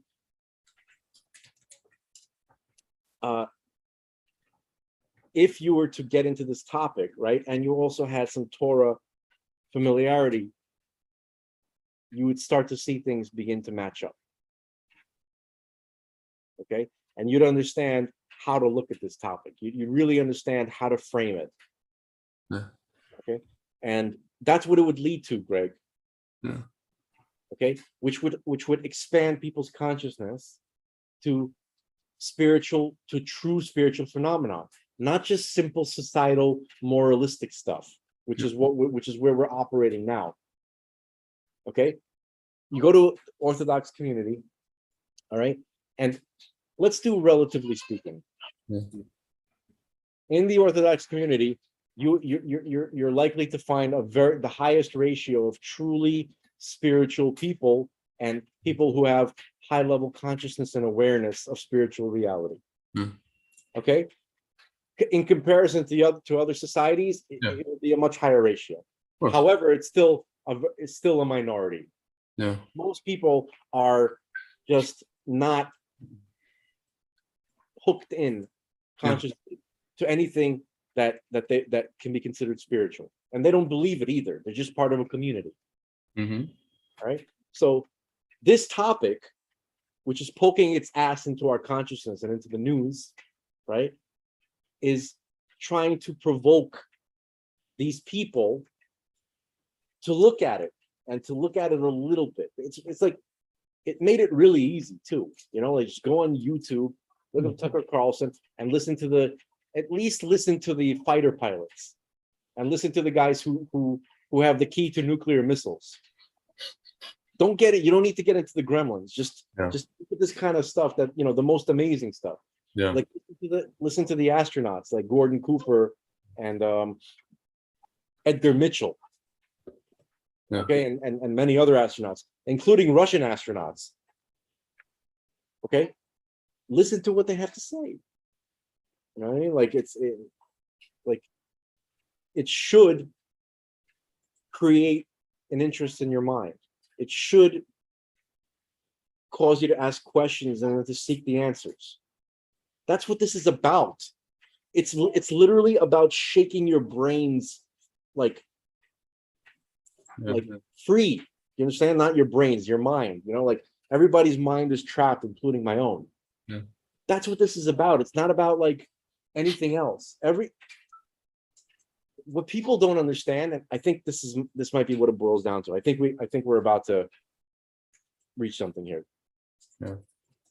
I think the average human being doesn't understand that everything that is going on in the universe is about claiming the territory of your consciousness. All the beings that exist out there, okay, are all playing a role in claiming territory in your mind and in your heart. Yeah. Why do they bother? Why are we so important? Apparently, yes. It's not clear to me why. Yeah. But it's just more mysterious BS from God. Yeah. Because apparently human beings and our decisions are the most important thing to God. Because he created a being that he wants to have a relationship with, the human. Yeah. Okay. Why? We don't know. Okay, that's unavailable. That information is currently unavailable. I mean, because we don't, come on, we know each other, right? Like, your buddy Ralph. Not very impressive. Yeah. Right? The guy eats what he shouldn't eat, and he keeps making the same mistakes over and over. He's not terribly bright. Why is this guy so important to God? It doesn't make any sense. Especially when you compare the human being, when you compare Ralph to like some celestial being that of infinite beauty. Like, why does God care more about having a relationship with Ralph than this angel, okay? We don't know. But apparently every other living creature that exists, that from the least intelligent to creatures that have intelligence that is infinitely superior to our own, all of those things are playing a role in our sphere, meaning like they're contributing to, they're like if the universe was a theater production, they're like the theater crew. Yeah. And we are essentially I think like we're the actors on stage, or we are the audience in the front seat, like the most important, people absorbing this information and having thoughts and feelings. Yeah. And those thoughts and feelings is the most important thing to God. I don't know why. Yeah. All right.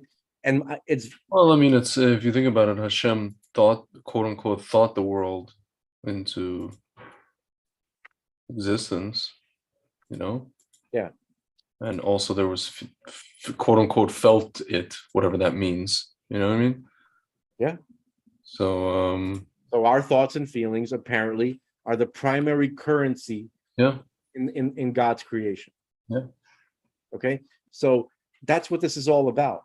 So when you have these oil executives, these hypothetical oil executives that are trying to control the petrodollar, no, they're not.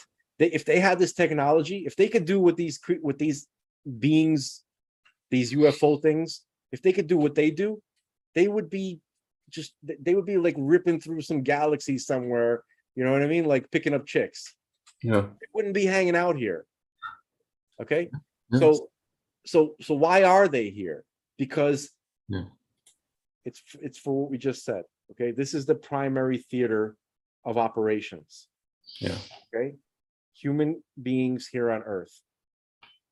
Or, as Rabbi Soloveitchik mentioned, the possibility that there could be human beings like us in other places too that are equally as important to God. But apparently there's this type of creature, which is human, that and everything else, all the other type of creatures are playing a role in establishing a relationship between the creator and this type of creature. But by the way, this whole incident with the Zimbabwe, there's a speculation that apparently, that this Harvard psychiatrist who came to interview John Mack, yeah. Mack, yeah. There was another doctor that said maybe there was some kind of like suggestive questioning that he was engaging in to the children, right? Yeah, to the children, which that's what they were accusing him of. Yeah. No, because he's a known no. He's a known environmentalist, so maybe he was like trying to coax them into saying, yeah, these aliens were trying to tell us to take care of the planet, something like that. I mean, Harvard was trying to destroy him when he started dealing with patients. Yeah. We're claiming to be abductees, abducted by the phenomenon, right? And he was initially a skeptic like everybody else. Yeah. Okay, he was a award-winning, really high-level Harvard medical school. He was a professor at Harvard Medical School. Yeah, and he was like, academician royalty until he got into this topic. Then everybody turned against him, and then shortly thereafter, people say he was killed, but he was actually murdered. Yeah. He was, I think it was in London. All of a sudden, in the height of his research and the controversy of this, all of a sudden he gets hit by a drunk driver in England. Yeah, drunk driver heading west on the 11:25 p.m. Lost consciousness. There's dude. I want to give you an example. Like if people think I'm crazy, why don't you Google Eugene Malov? Yeah, Mac was Jewish, by the way. Mac was not Jewish. From New York. Mac? John Mack was not Jewish. Mac was born in New York City to an academic German Jewish family. Are you kidding me? His father, no. He was born in New York City. Historian Edward Clarence Mack and his mother Eleanor Liebman Mack died while John was an infant. After his mother died, his father remarried economist Ruth P. Mack, and through which he had a half-sister, Marilee Ingbar. Holy crap. I was like almost positive he was like an Irishman or something like that. Yeah, Jewish guy. Yeah, there you go. Damn it. Who's the other guy you said to look up? Eugene Malov, who's almost certainly a Jewish guy. He was MIT. He was an MIT dude. He passed away in 2004. Why? Cold fusion. Why did he pass away? Yeah. Yeah, there you go. Killed while cleaning a recently vacated rental property owned by his parents, home he grew up in. The nature of Malov's work led to some conspiracy theories regarding the homicide, but police suspected robbery as a motive. They never found no suspects. Nobody ever found. They literally beat him to death. Crazy. Why? Because he was talking about 0-point energy. Crazy. Okay, so just I wanted to just read who he is for a second. Okay. Yeah. So Eugene Franklin Malov was born 1947, and he died in 2004. He's an American scientist, science writer, editor, and publisher of Infinite Energy magazine, and founder of the nonprofit organization New Energy Foundation. He was a proponent of cold fusion and a supporter of its research and related exploratory alternative energy topics, several of which are sometimes characterized for no reason as fringe science. Okay, so it doesn't really give a lot of his qualifications, but I'm pretty sure he was an MIT. Well, they were saying that what I just read, this mentions that he was it says a consultant on electromagnetic radio receiver project at the Noah's Ark research facility in the Philippines. He was also credited as a cold fusion technical consultant for providing advice to the producers of the movie The Saint with Val Kilmer, 1997. I remember that movie. That was a great revolving around cold fusion formulas. You remember that movie, dude? I saw parts of it. I didn't see the whole thing. I just remember that movie primarily because I love Elizabeth Shue, but that's a different. That's neither here nor there. Okay, all right. Okay, so hold on. Fine. I just wanted to read a little. Okay, so Eugene Malov, he held a BS and an MS degree in aeronautical and astronomical engineering from MIT. And an SCD degree. I don't even know what that is. Environmental health sciences from Harvard University. Okay, so like literally the highest level institutions in America at a time when they were still something, when it was still like actually impressive to be and to learn from these institutions. Okay. He had several degrees, 3 degrees. Okay. He had worked for technology engineering firms such as Hughes Research Laboratories, the Analytic Science Corporation, and MIT's Lincoln Laboratory. Okay. And he consulted in research and development of new energies. Okay. So in 1981, he and Gregory Matloff wrote a paper about using solar sails to reach Alpha Centauri, the nearest star to our sun. They calculated the trip would take several hundred years and that the ship would have to withstand accelerations of sea. Okay. They wrote several papers. The point is that a guy like this, he was a high profile, well-known academic, and he lived in the area. He hung out in the base medrash, let's put it that way. Yeah. And they literally beat him to death. Now, you keep hearing this over and over again. And like John, was that guy, the water engine, John Meyer? What? Have you heard about this? The water engine. Oh, yeah. So what is it? He was one of the Buffalo victims recently, right? No. John, okay, so Meyer engine. One second. Meyer engine. Stanley, yes. Stanley Meyer's water fuel cell. Yeah. Yes.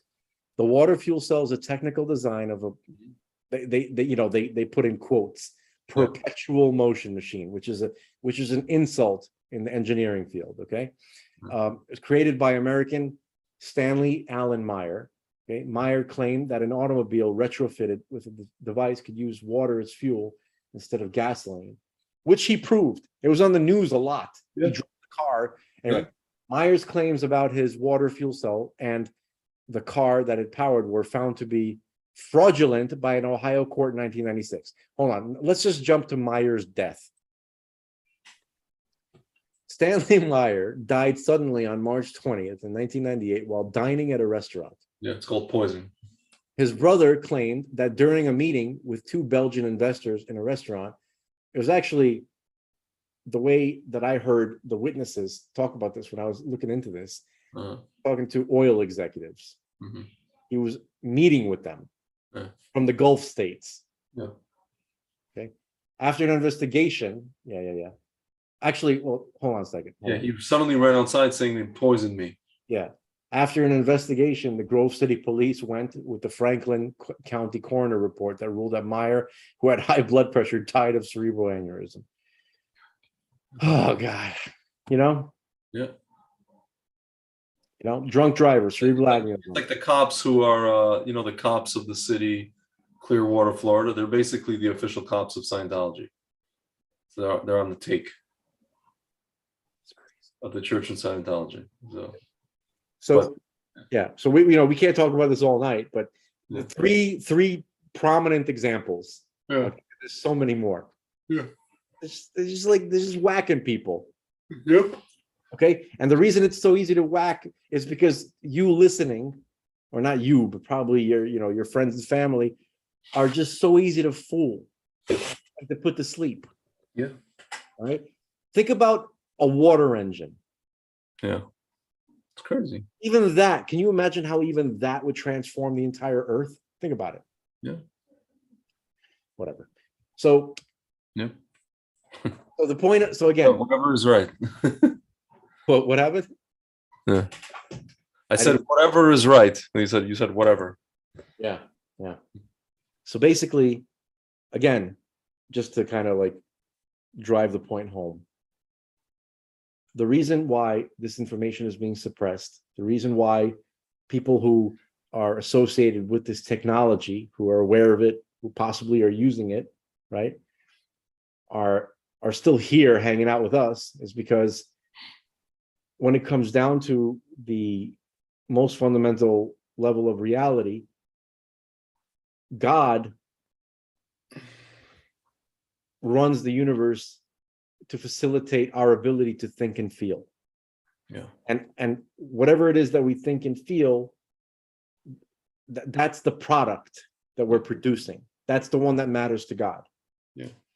It's shocking it probably doesn't make sense to many people. It certainly doesn't make sense to me entirely. I mean, maybe some kind of like outward aspects of it, but when you think about it, it's insane. Yeah. Okay. So that's what we're doing here. And okay, that's why there's a fight for your hearts and minds. From like, think about it. Like, why do we have TV? Why are so many people trying to influence you? Why is it called programming? Programming, right? Why does everybody care so much about your opinion? Why is everybody worried about other people's? Yeah, why are there focus groups? These are just thoughts and feelings. Why do we care? It seems to be the thing everybody's obsessed with all day long. Yeah. Twitter, like, oh, what did this guy say? What did this guy say? Terminology, the right terminology. You don't say those words anymore. You made me feel, you triggered me. Yeah. You need a safe space. Yeah, it's like our feelings matter. Why? I guess they do matter, not in the way the left says, but they do matter. Who gets it first? Because yeah. Okay. So as crazy as it sounds, that's what's going on here. Okay. So I think that, like, the only way to, again, all the stuff that has come out since 2017, as remarkable as it is, and it is, okay, it's not enough to get a frozen mind. You have to thaw a frozen mind. It's not warm enough to thaw the mind of humanity. You need something more. You need the Marshmallow Man. Okay. You just need these things to present themselves in a more kind of less clandestine way. That's the Marshmallow Man. I don't literally mean the Marshmallow Man. That's what I'm saying. Like, this is always my question. A lot of people, again, it goes back to the Mitch Hedberg joke. I think Bigfoot is actually blurry. It's not the photographer's fault. There's a large out of focus monster roaming the countryside, and that's extra scary to me. It's like it seems like there are large out of focus, saucers and beings flying around. Dude, Google. Not the photographer's fault. You know what I mean? Listen. Like, Google. why can't we see stuff? I'm not even talking about what the. I'm trying to answer your question. I'm trying to answer it. No. I'm not asking. I'm asking a rhetorical. You shouldn't. They're not showing up in like the middle of Times Square. Why? Okay, okay, just Google Lou Elizondo and the 5 observables. Let's see what comes up.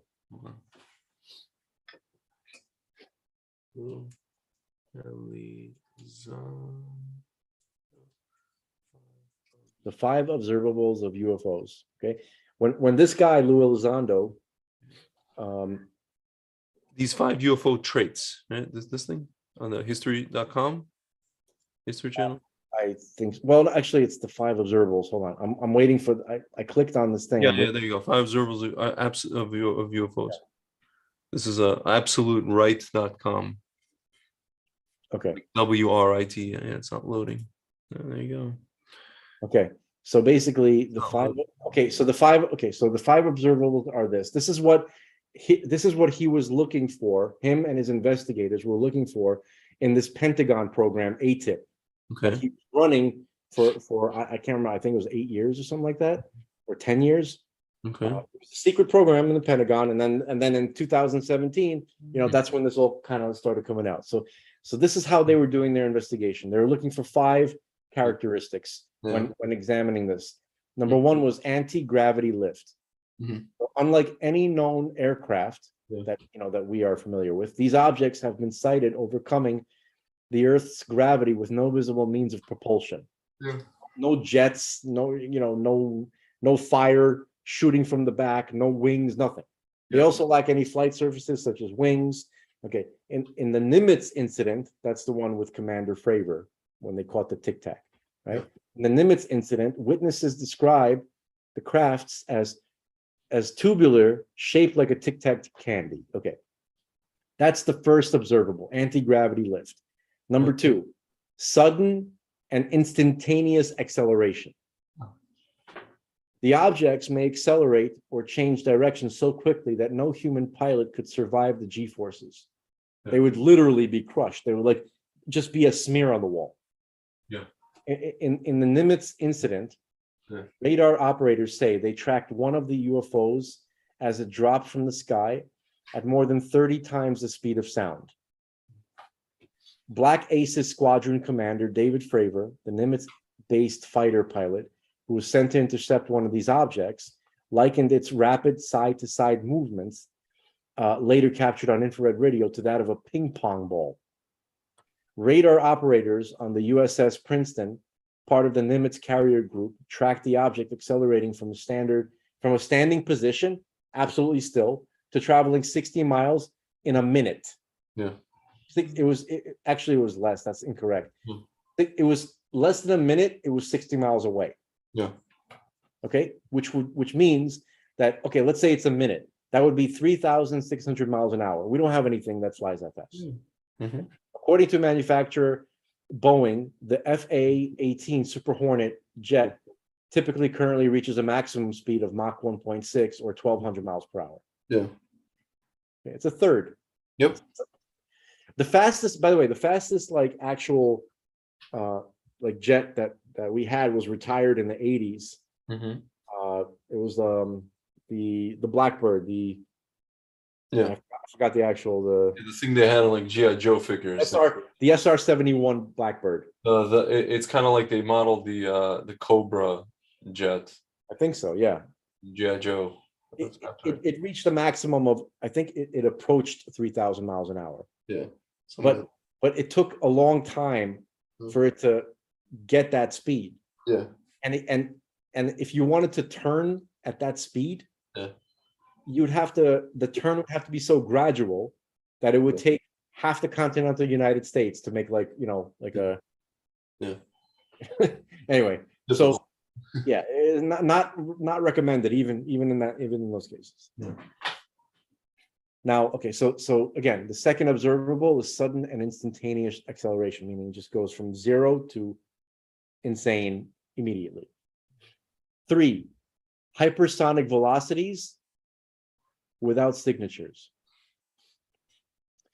If an aircraft travels faster than the speed of sound, it typically leaves signatures like a vapor trail. Yeah. And there's sonic booms. Yeah. So many UFO accounts note that that there's no sound, there's no sonic boom, and there's no vapor trail. Yeah. No heat signatures when they're looking at it with FLIR. Yeah. Okay. Number 4, and this is the one that applies to you, Greg. Yeah. Low observability or cloaking. Yeah. Even when objects are observed, getting a clear and detailed view of them, either through pilot sightings, radar, or other means like video, remains difficult. Witnesses generally only see the glow or haze around them. Yeah. Okay, so Bigfoot is blurry. Yeah. And just to cap it off, large unfocused monster. Basically, that's what it is. Okay, so, and number 5, the trans-medium travel. Yeah. Some UAP have been seen moving easily in and between different environments, like space and then the atmosphere and then the water. In the Nimitz incident, witnesses described the UFO hovering over a churning disturbance just under the ocean's otherwise calm surface, leading to speculation that another craft had entered the water. So the USS Princeton radar operator Gary Voorhees later confirmed from a Navy sonar operator in the area, which was in a submarine, that day that a craft was moving faster than 70 knots, roughly 2 times the speed of a nuclear cell. You know what? I got to get to the bottom of this. Actually, no, let me finish this and then we're going to figure out what a knot is. Yeah. No one has yet gotten close to crafts that display these traits. So their origins are still unknown. Yeah. And then it says, are they super top secret U.S. defense projects? Do they hail from Russia, China, or from somewhere else? The only thing we know is that their capabilities exceed any technology currently in the U.S. arsenal, but also they break the laws of physics. We also know that. Yeah. So what is a knot in comparison to a mile? Mile per hour. Let's see, knot to mph. Yeah, so it's basically 1 knot is 1.15078 miles per hour. So it's approximately 1.15. Okay, so basically it's it's almost the same thing. So if you're talking about 70 knots, they're talking about a little more than 70 miles an hour. Like 80 miles an hour actually. 80 miles an hour underwater. Yeah, that's insane. That's difficult. No, but just keep in mind that the disturbance that an object moving 80 miles an hour would create an explosion. Fish and the whatever no, but just the impact and the friction of something moving that fast through that medium would create a massive like physical disturbance. Yeah, like tsunamis and stuff. Yeah, it would be. You'd see like explosions like through the water. It would, anyway, and there was no explosions. Yeah, it just kind of like moved the water aside somehow. Like it was like in the water, but it wasn't in the water. Yeah, it was like created like a force field. It's interesting.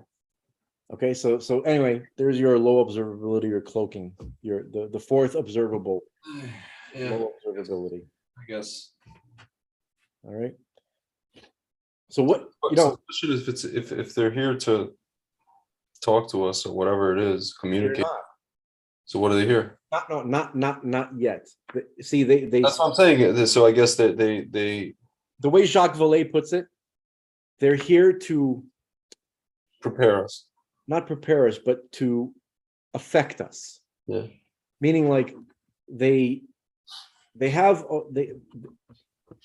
themselves, right, are like responsible for the phenomenon, and yet they themselves are responsible for its suppression. I feel like they are us in the future. Time travel. That's not entirely insane, and it is insane, but not entirely, and I'll explain to you why. This whole notion of us in the future, most people are not thinking about it correctly. Okay. If you go back to the Garden of Eden, the universe was different. It was experienced differently than the way it's experienced now. Mm-hmm.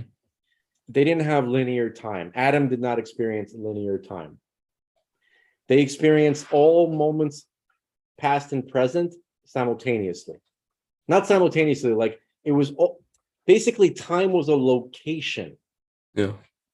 You can go there. Yeah. It was available. You understand? It's like that movie Arrival. You saw the movie, right? Yeah. Where it's like there's no, they don't operate. Oh, no, Arrival. No, I actually did not see Arrival. I thought you were talking about. You have to see this movie. I know it's those tentacle aliens who are. Yeah, and they communicate with only writing, but then they also have like it's to them like the past, present, and future are the same. It's crazy. They're the same in the sense that they're all equally available. They're all like places to go. Yeah. Okay, a point in time and space. Yeah. It's just a location. Yeah. They can go there.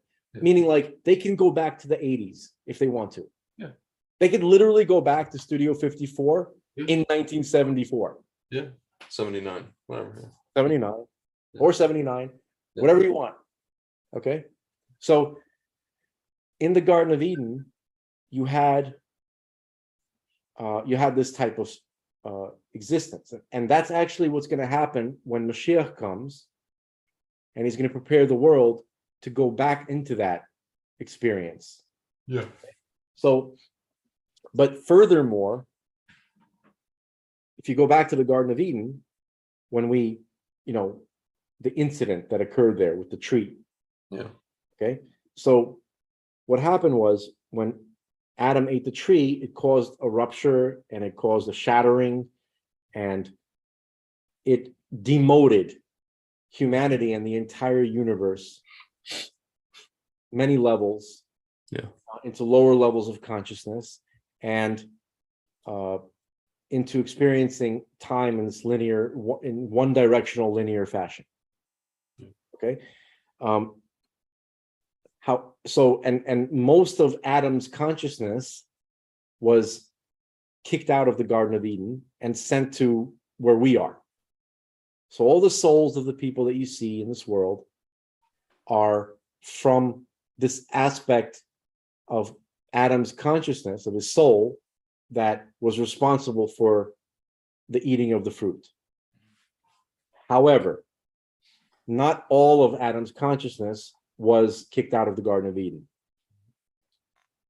Okay, the highest aspects of his consciousness, which are represented by terms such as the Yehida and the Haya levels of consciousness, they stayed above in the upper realms, in the Garden of Eden, to use an easy term. And these are the ministering angels. These are the highest. It's called the Metatron Collective. Okay, people talk about this angel called Metatron. Metatron is not a single angel.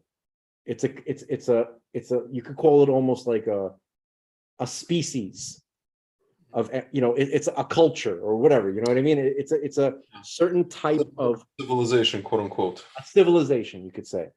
Yeah. Okay, that was never sent to where we are. However, all of us here are connected to one of those high-level souls, which are called the Metatron Collective, because essentially we are them and they are us. Yeah. Okay. When the Torah talks about 5 levels of the soul, the nefesh, the ruach, the neshama, and then the haya and the yehida, right? Mm-hmm. Each aspect of soul has a representation in each world. So when we are here in this world, which we call the Sia, the physical experience. Yeah. So the name of our consciousness here, we're called nefesh. In the world of Yetzirah, which is what we call heaven, actually, which is our heaven technically. Okay. You have, when you are there, you are called a ruach. And when you are in Bria, which is a heaven, it's not a heaven, but it's a world, it's a much, much higher world than heaven. Okay. Over there, you are called a neshama. Okay. So there's a representation of you, which is connected to you. And all of these representations are essentially one being, and they're all connected to each other. They're not, you can't separate, okay, one aspect of consciousness from another. Okay. But the 2 highest aspects of consciousness are represented by these beings, which are us, but the highest aspect of us. Okay. And they are the ones that God tasks with really guiding the affairs of the universe. Okay. And so God gives orders to them. They give orders to the lower angels. The lower angels give order to the lower angels. And then finally, it winds up to the ministering angels, which are directly above us in this hierarchy of operations, hierarchy of operations, not of importance. Okay, for the time being, that's it's not going to be like that soon, but that's how it's been. Okay, so these beings, they operate in environments where time and space, right, are accessible to them. So they essentially are from the future, but they're also from the present and the past. Okay, that's why I said, when you said that the whole thing about us from the future, that's what I was saying. It's not entirely insane, but it has to be understood correctly. Yeah, but what I'm saying is, if you're talking about, again, back to the Zimbabwe thing, and them telepathically conveying that we have to, the technology is going to screw us. Can I mention something about that? Okay. So now, of course, I don't know, and this is like kind of speculation, but the creatures that were being described by these gray alien thingies, right? Black, whatever, yeah. Okay. There's actually a description of these things in the Torah. Yeah. Chazal. There's a name for them. Yeah. They're called Nishia. Okay, interesting. I never heard that. And they are not angels, and they're actually local. They live in some inner dimension of our of our world. Okay, the Torah calls it inner earth. Yeah. Okay, but I suppose it means that they could live in some chasm inside the earth. Yeah. But it probably has some kind of dimensional aspect to it too. I think that's where the guy who made Lord of the Rings got the whole Middle Earth and what's his name, the Golem Smeagol guy. Well, yeah, he got right. I mean, he claims that he got it from Norse mythology. Yeah. But and there's many mythologies that people have which talk about this kind of stuff, but it comes from somewhere. Yeah. Okay. So basically these things are what we would call shadim. Yeah. Now, when it comes to shadim, we don't know what they could be here or there. What I need to say is they're not all good. Yeah. And some of them are quite bad, actually. It's funny because in Lord of the Rings, this little guy, he has two personalities. There's Golem and Smeagol. One is this nice, Smeagol doesn't have in the front, and then the other one's like, right. Yeah, it's good, right? It's pretty good, dude. My friends are Smeagol. Yeah. And right. The other one is like, and the other one is just like, get away from me, making scary, scary face and all the rest of it. Yeah. Golem, Smeagol, whatever. Yeah. He kind of looks like a gray alien, right? Yeah. I mean, it was a man. It was one of the little hobbits that became, because everything's symbolic, and they made makes sense. He got that ring. He wasn't supposed to get the ring, and then he deteriorated. Well, listen, I mean, the Shadim have a connection to mankind. A lot of them were produced by Adam, and these other non-human female entities. Yeah. Right. So they have some level of humanity that. And they also need to be rectified. Yeah. But that's a different conversation. Yeah. So these things seem, or at least have a good chance of being local creatures. Yeah. Okay. That are very intelligent, that have technologies and stuff like that. Okay. Yeah. But their intentions are not always clear. Yeah. A lot of them are really bad. Yeah. Okay, so at best, like if left to their own devices, at best they're neutral.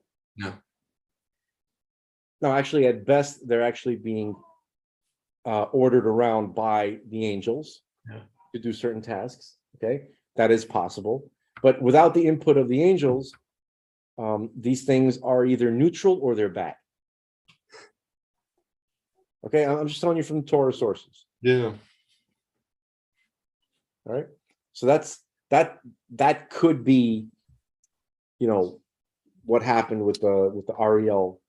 By the way, for anybody who's interested, apparently I didn't see it yet, but there's a movie called The Ariel Phenomenon, Ariel Phenomenon. Okay, it was directed by Randall Nickerson. It was literally came out like a couple of weeks ago. It's supposed to be amazing. I didn't have time to watch it yet. Okay, and it's about it, and he literally, like, he shows you the footage from 1994 and the testimony of all these children, right, and some of the adults, and then he brings the children back.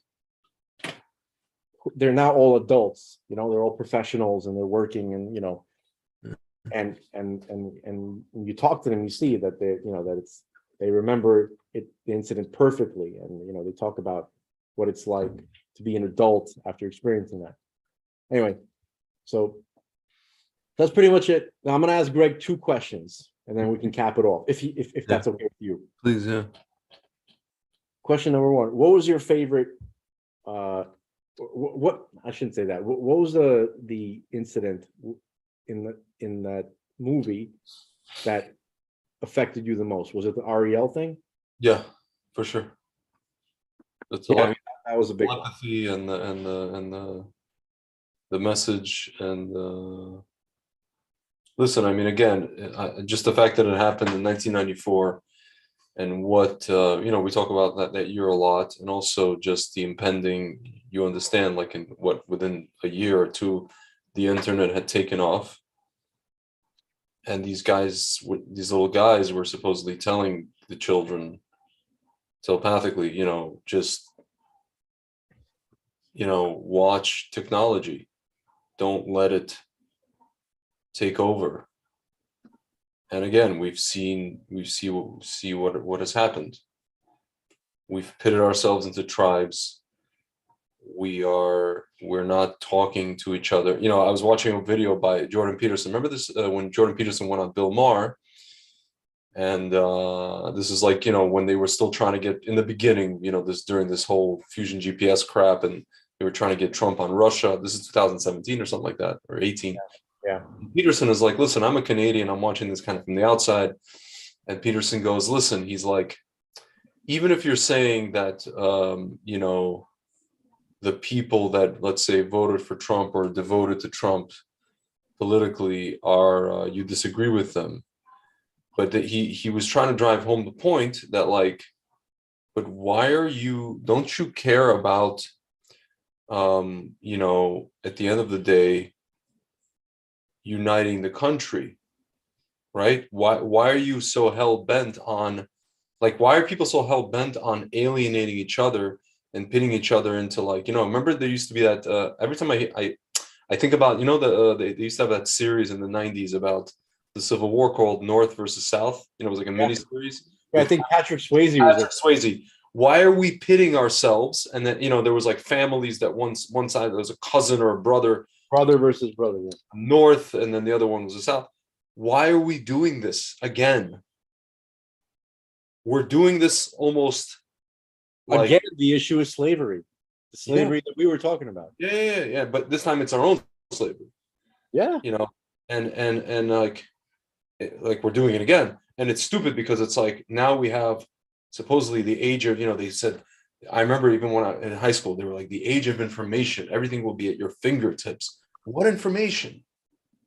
Everybody's got the wrong information. Even right-wing people, left-wing people, everybody's got the wrong. Like, people always ask me, when I debate with them about this whole Schmaxine thing, and I say, well, I don't believe the media. And I've had people ask me this legitimate question. So how do we know who to believe? How do we know if this scientist that is going keneged everybody else, this one or two scientists that are for the folks at home, keneged means against, yeah, that are going, the scientists that are being ostracized and ridiculed. But how do we know they're telling the truth?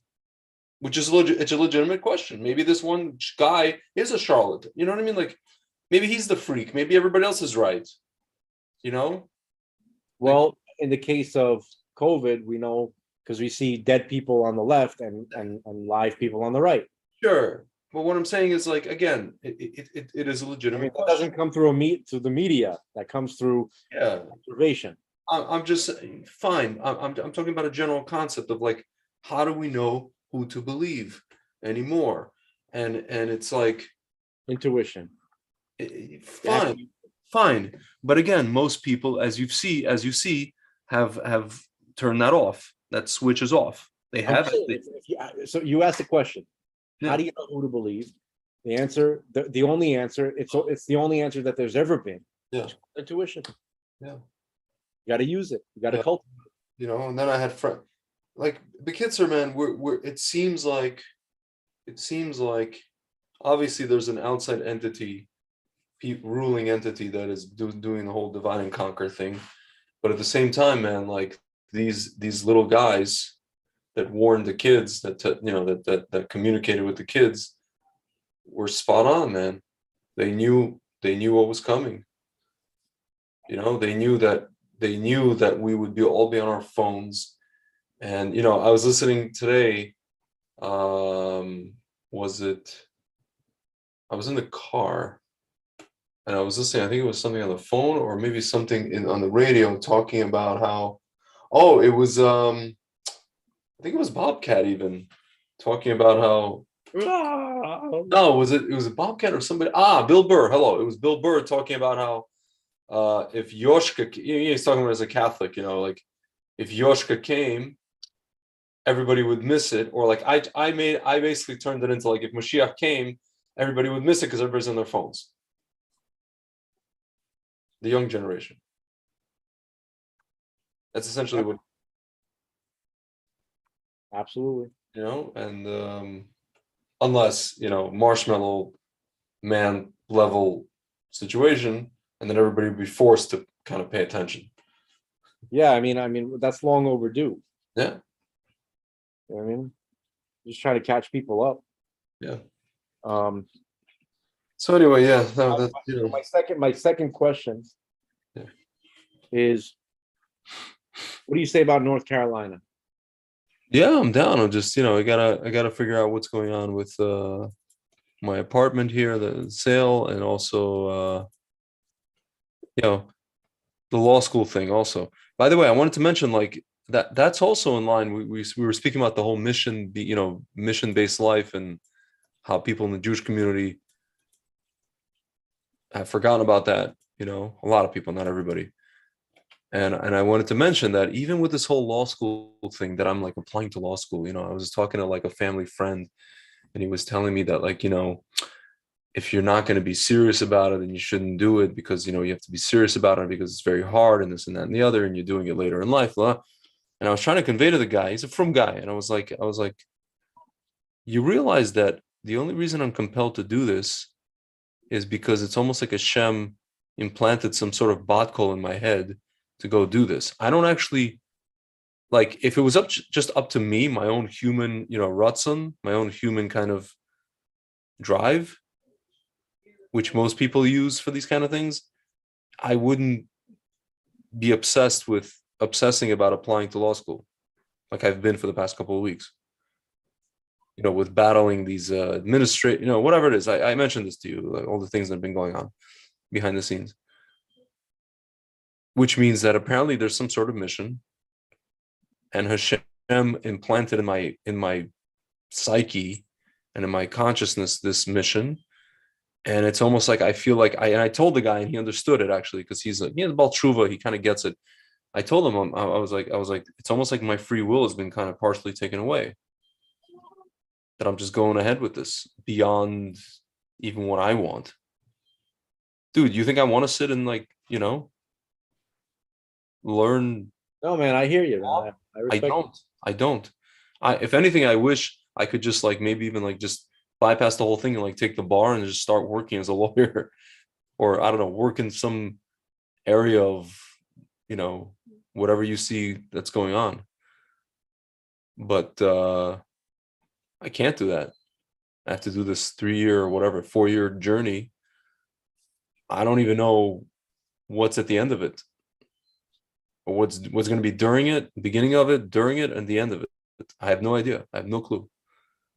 People ask me, what do you want to do with this? I'm like, I have no idea. I think I kind of have an idea what I'm supposed to be doing with it when all is said and done, but I don't know. I don't even know if it'll be shaykh when I finish law school anymore. This whole situation. Maybe it'll be more shaykh. I don't know. Maybe something else will pop up which makes it even more, significant. I have no idea.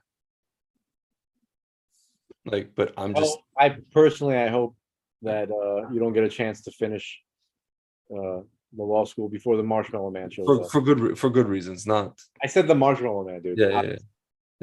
I mean, you know what I mean? Listen, man. It's funny because I mentioned this has been a long-standing theme in terms of like I almost applied to law school in 2007, and I remember actually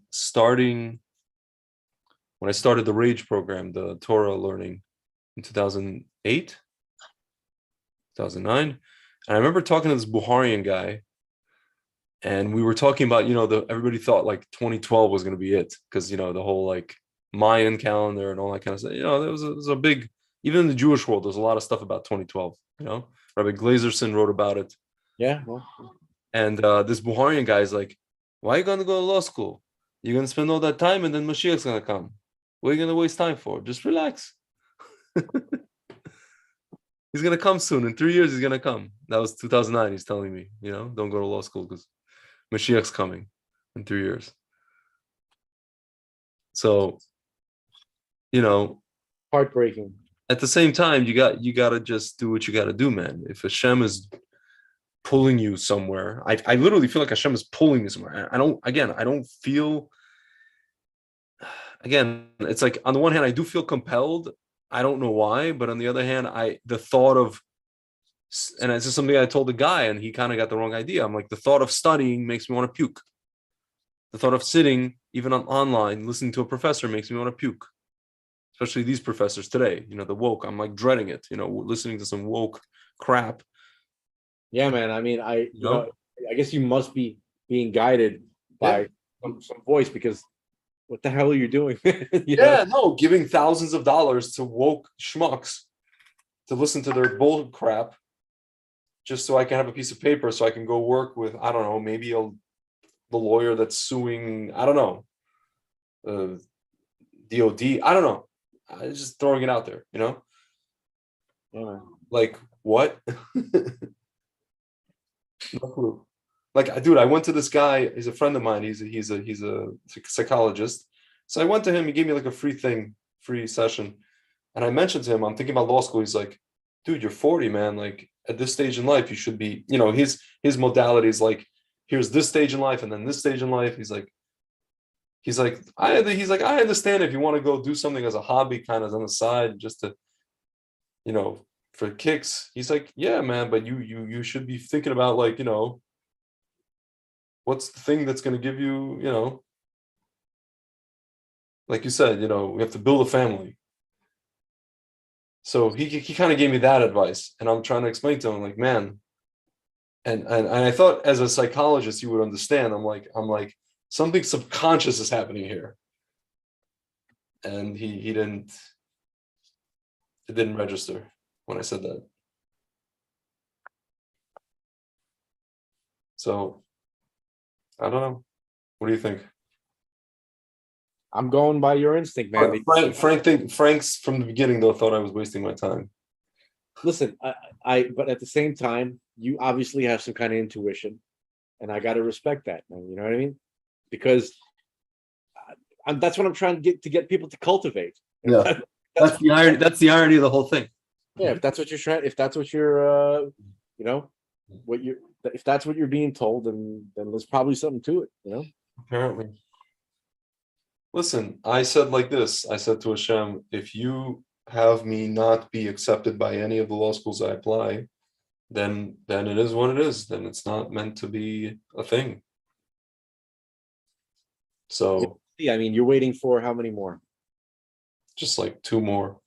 Two more. One, yeah, whatever. I won't mention it until the Shaykh. Yeah. I guess we'll see. Yeah. Let's see what happens. Yeah.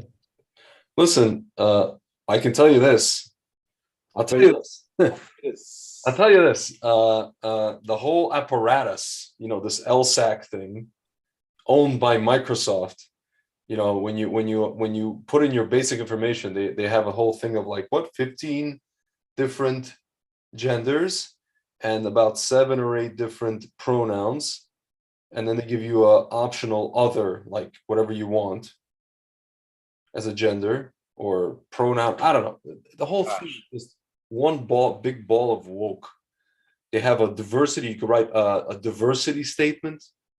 Apart from an essay, you can write a diversity statement.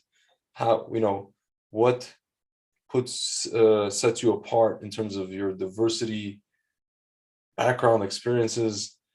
Some of the schools have like a thing like, are you from? Basically, they're asking you, are you an illegal immigrant? That's essentially what they're asking. The admissions people in a very sensitive way. Dude, the admissions directors are like, you're talking like pronouns on LinkedIn. You're talking about pink hair and blue hair and that, like, prototypes.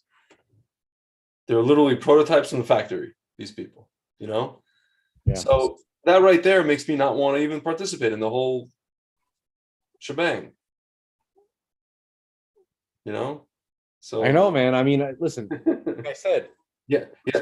As we say in Russian, я расхотелся. right. Unwanted my intuition is telling me you're crazy. Your intuition is telling you go for it. So I mean, it's your intuition is closer to you than mine is. Yeah. My intuition also tells me that these people are out of their minds. Yeah, man. And I don't want anything to do with them or give them my money. And yet and yet so that would be the ultimate like kind of poetic justice if I use their own institutions to destroy them, meaning that they would give me a document, certify me, not certifiable, but certify me as a person who's allowed to work in the legal profession, and then I will use that to destroy their ilk. Something along those lines. Does that make sense? It makes sense. I mean, I can't I'm not very good with law, but I'm trying to picture a way that how are you going to actually use it to destroy their ilk? I mean, you're a little bit outnumbered in that profession. Listen, there's a lot of people. There's that lawyer. You and Pam Popper and Thomas Renz.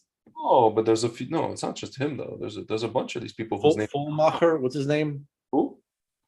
What's that? There's like this German lawyer who's Fulmich.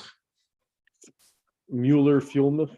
Dude, but no, not Mueller. Bader. Reiner. No, but there's a few people. There's a bunch of people. There's all these lawyers whose names you don't know. Jingo Reinhardt. Dude, there's like 200 lawyers at least or more that are now canvassing that giant ass. Judge Reinhold, another 80s staple. We have to. Yeah. Dude, the giant release from Schmeiser, 70,000 pages. There's lawyers who are canvassing that whole thing. 200 people, 300 people. Listen, JFK Jr. wrote. This is about doctors now. He wrote, you mean Juan O'Savan? Not JFK Jr., RFK Jr., not Juan. No. Not the RFK. Are you the one who told me that Juan? Oh, how do you say it? Juan 07? 07. Yeah. No, that's something else. He's JFK Jr. Apparently. No. I mean, I meant RFK Jr., Robert F. Kennedy Jr. Yeah. Who when he gave the shout outs to all these, there's like a bunch of doctors, 150 doctors in that list. There's like your brother, and there's a few like the 30 main doctors, and then there's like the honorable mention list, which is like 200 people. Yeah. So there's people we just don't know their names. They're afraid to come out in the open. But it's not so outnumbered as you think. Yeah, there's a lot that are just drones walking around, droning around, but I don't know. I don't think it's as outnumbered as it's presented to be. Then again, what the hell do I know? I don't know, man. Yeah, I don't know what you know. You know nothing. No. My first thing was to say nothing, but then I thought, how do I know? It's like, I don't. Yes. So, all right, man. Yeah. I'm gonna keep. I need a definite answer on this North Carolina thing because I'm itching to go. Interesting. Okay. I mean, we'll see. Yeah. We'll see. You know what I mean? Like, I'm tired of bullshit. I'm tired of talking. I want to go see it. Yeah. All right. Again, no guarantees that we will. Yeah. But apparently there's a high probability. All right. Interesting. All right. We can't be. We got. You got to have balls for this kind of thing. So Every time I hear ball, I think of that scene in Team America World Police of the Chechen. He's like, I like you. You have balls. I like balls. Yeah, I remember that. Yeah, I remember that. That's pretty funny. Yeah, the Chechen. Yeah.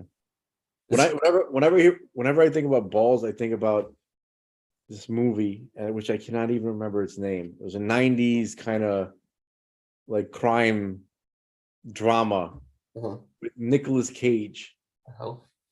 He was like the son. Nicolas Cage was the bad guy in the movie. He was the son of a gangster. and David Caruso was the leading character in the movie. Dead man. What happened to David Caruso's career? Well, I mean, the people only have a certain level of tolerance for redheads, so Yeah. There's only so much we can take. All right. Yeah. You can't have more than 3 at any point. It was called Kiss of Death. Right. So, oh yeah, that's right. Yeah. So in that movie, It was a remake. he has a whole, Nicolas Cage's character has a whole philosophy. Yeah. In order to get through this life, you got to have bad. You got to be bad, which stands for balls, attitude, and direction. I remember that. That movie lost money. It only made 14. Yeah, no, it was, yeah. David Caruso. David Caruso's still alive, 65 years old. Why would he be dead? Like, I don't know. No, just whatever. Thank God. I don't know. Maybe he took the boosters. Who knows? I started, you know what? He was in a movie, David Caruso, which made me, I remember it made me start to despise movies. He was in Twins, you know that? I didn't know that. He was an Officer and a Gentleman. He was in First Blood. He was in Rambo First Blood, really? He was in Deputy Mitch Rogers. He was in something called Blue City with what's his name? That guy, Judd Nelson. He was in China Girl with, I don't know what the hell this is, Twins, and then King of New York. Yeah, I remember him in King of New York. Yeah, I don't remember him in Twins. He was in Hudson Hawk with Bruce Willis. He was in Hudson Hawk. Do you remember that movie? People hate that movie. I need to see it. I adore Hudson Hawk. To me, it's just like, it's one of my favorites. He was in Proof of Life with what's his face? Gladiator. With Russell Crowe. Russell Crowe. Yeah, Proof of Life. It's not a bad movie actually. I think. But the movie that he really affected me in, it wasn't really him. It was the movie. It was called Jade. It was one of these erotic thrillers, like a typical 90s movie with typical. It was like a Basic Instinct type thing, right? With two of my favorite smokestacks. Palminteri, Linda Fiorentino. Linda Fiorentino is one of my top smokestacks. Who was the other one? And then the other one is this, like, she's the only redhead I think I could ever. What's her name? Angie Everhart. Oh yeah, she was. Okay. She still is, by the way. Yeah, she's 52 years old. 50. Yeah. But I just wanted to say that because of her and because of that movie, I began to despise movies and directors. Why? I began to be like, because there was just such a brutal death scene for Angie Everhart. She she's such a, she's really like something to look at, and the way she was disposed of so brutally in that movie, it was just, even people back then are like, "Ooh, that was not." There's a picture of her. There's a picture of her and Trump. Well, I mean, Trump kind of knew. Yeah. He was a ladyist. Yes. It wouldn't surprise me. Yeah. Okay. But yeah, so just because I guess I loved her. Okay. And how mean they were to her in this movie. Yeah. Right. So I'm like, you know what? Fuck movies, fuck that. Right. I was so traumatized with that scene. I know what year did it come out in? 96, something like that. Jade, right? Yeah. 96, something like that. Yeah. Well, hold on. I gotta make sure because, all right, because if it's 96, at least that's a little bit better. What was it like? I'm looking. It's like a hit and run. She died. Her character. It was awful. It was just like, it was really bad. Yeah. Okay. Is she like she's like an evil character? Like an antagonist? No, nobody's good in this movie. 1995. Okay, at least I was 14. At least I wasn't 10. Okay. Yeah. But actually that really makes sense. This movie, like, aside from becoming religious, I kind of, there's a point which severed me from movies where I was really disgusted with it. I think this might be the one. This might be the scene that kind of like kicked me off the assembly line. Remember we were talking about that the other day? Yeah. How everybody continued on the assembly line and they just kept, that's why they were hooked in to like, the COVID thing. Yeah. They couldn't disconnect their minds. Yeah. I have Angie Everhart. I owe her my life for COVID, basically. It all traces back to her. Why is that? Because I was so disgusted by the scene that she was in when they killed her. That kind of disconnected me, that severed my interest in movies. Interesting. And I no longer I was no longer excited about going to the movies or having the movie experience. Really to that point. Wow. So she was like the Korban in one of the movies that you have to thank. Yeah. And I was thinking to myself, like, why did they kill off my only redhead? It's like, I just saw that scene for like 2 seconds. Wow. Oh my God. She's dude, I said this to you yesterday, and I've said it many times. Yeah. I got a feeling that, look, we talk about all these movies, right? But if you look them up, I don't think God's going to bless us with success. Oh no, I'm not even talking about that. She's like, wow. She's a wow person. No, dude, she's amazing. You know? I mean, I don't know how she is as a person, but she's a specimen. What are you going to say? Yeah. And Linda Fiorentino is awesome. Yeah. Yeah. So that's it, man. Yeah. That's all we got for tonight. That was a lot. Yeah, 2.5 hours. It's good. No, it's not. I don't mean I mean the. Oh yeah. The content itself is dense. Yeah. We finally went over this whole like.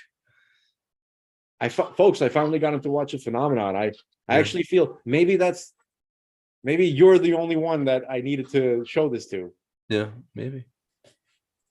Listen, I never even knew about the Zimbabwe thing. That really took me for a loop in a good way, but like. So let's watch the movie about it. That one that literally just came out. Yeah, I want to watch. I guess I'll try to watch it. I think it's connected to Nabua and all this kind of stuff. That's really what I'm, into. There is one thing before, you know what? It just popped into me. This is really quick. Mm-hmm. Okay, just kind of like the stuff that we were talking about is that's like UAP, whatever, UFO, like past. So what is going on in terms of like, what's the boring development that's actually going on? So I will show you. Second. Sounds like you have a little alien in the background. No, dude. No. Dude, when my sister was born, my dad's like, she looks like it's like a little alien that comes out. They look like aliens. No, mine didn't. Mine looked like a little angel, like a beautiful. He's like, your sister looked like an alien when she came out. Disgusting, terrible that you say that about a child. Like a cute alien. That's what he was. All right, I got you. No, I didn't say that. Okay, so this is something that Lou Elizondo, he doesn't normally, he hasn't been in the public recently, but he tweeted something. Mm-hmm. He retweeted something. Mm-hmm. He says, once again, excellent work by the great Dean Johnson. Mm-hmm. I don't know who that is.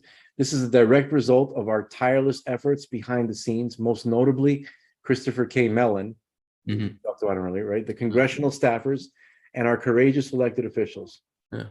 This guy is Elizondo pisses me off with how he's too respectful. He's too nice to these scumbags. Yeah. What a great and he concludes, what a great time to be alive.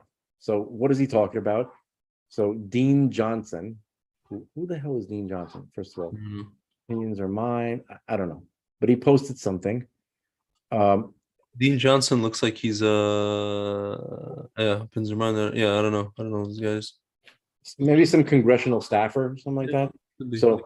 So he said, just released, the Senate Select Committee on Intelligence has released its explanatory report number 117 through 132 on S.4503, which is the Intelligence Authorization Act. As I reported July 14th, See my pinned tweet. S.4503 contains 31 pages of proposed new UAP related provisions. Yeah, but I'm looking at the committee members of this committee. I know Schiff. No, not even no. These are senators. Ben Sass, the Nebraska. Yeah. He's like that turncoat guy. Okay, Tom Cotton, whatever. Susan Collins, Richard Burr, and then you have like the Democrats, Frankenfeinstein. Yeah. And then you got Kirsten Gillibrand, and then you have Mark Warner from Virginia. So basically, Mark Warner and Marco Rubio are the chairman, are the chair and the vice chair. Yeah. Little Marco. So, but basically the main people here are like I would say Kristen Gillibrand. She's like one of the main people behind this crap. Yeah. And Marco Rubio. Those are really the two guys, the two people that are behind it. So yeah. Anyway, apparently that's the latest. Yeah. The latest gatekeeper report. Crap. Yeah. Stalling. That's all it is. Yep. But it just goes. I mean, I think like, why am I reading this? Because for the folks at home, you can see that there's current things that are, happening. Those wheels are turning. Like these things, these senators, they're putting stuff into the stuff that we were talking about. Yeah. The ministering angels, the Nishia, all this kind of stuff. They're putting it into like legal language for some reason. Yeah. It's kind of weird. Who knows? Yeah, man. Next time we got to have Stuyvesant on. I forgot we should have had him on this time, I think. Yeah.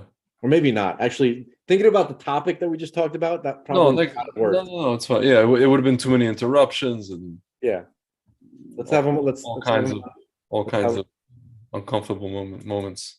Let's have him on next time. Stuyvesant is my brother. Yeah, he's the man. Yeah. All right, man. It's been real. Arrivederci, sayonara. Arrivederci. Arrivederci. Viva Cuba Libre. Yes. Mission accomplished. All right. Later. Yeah, man.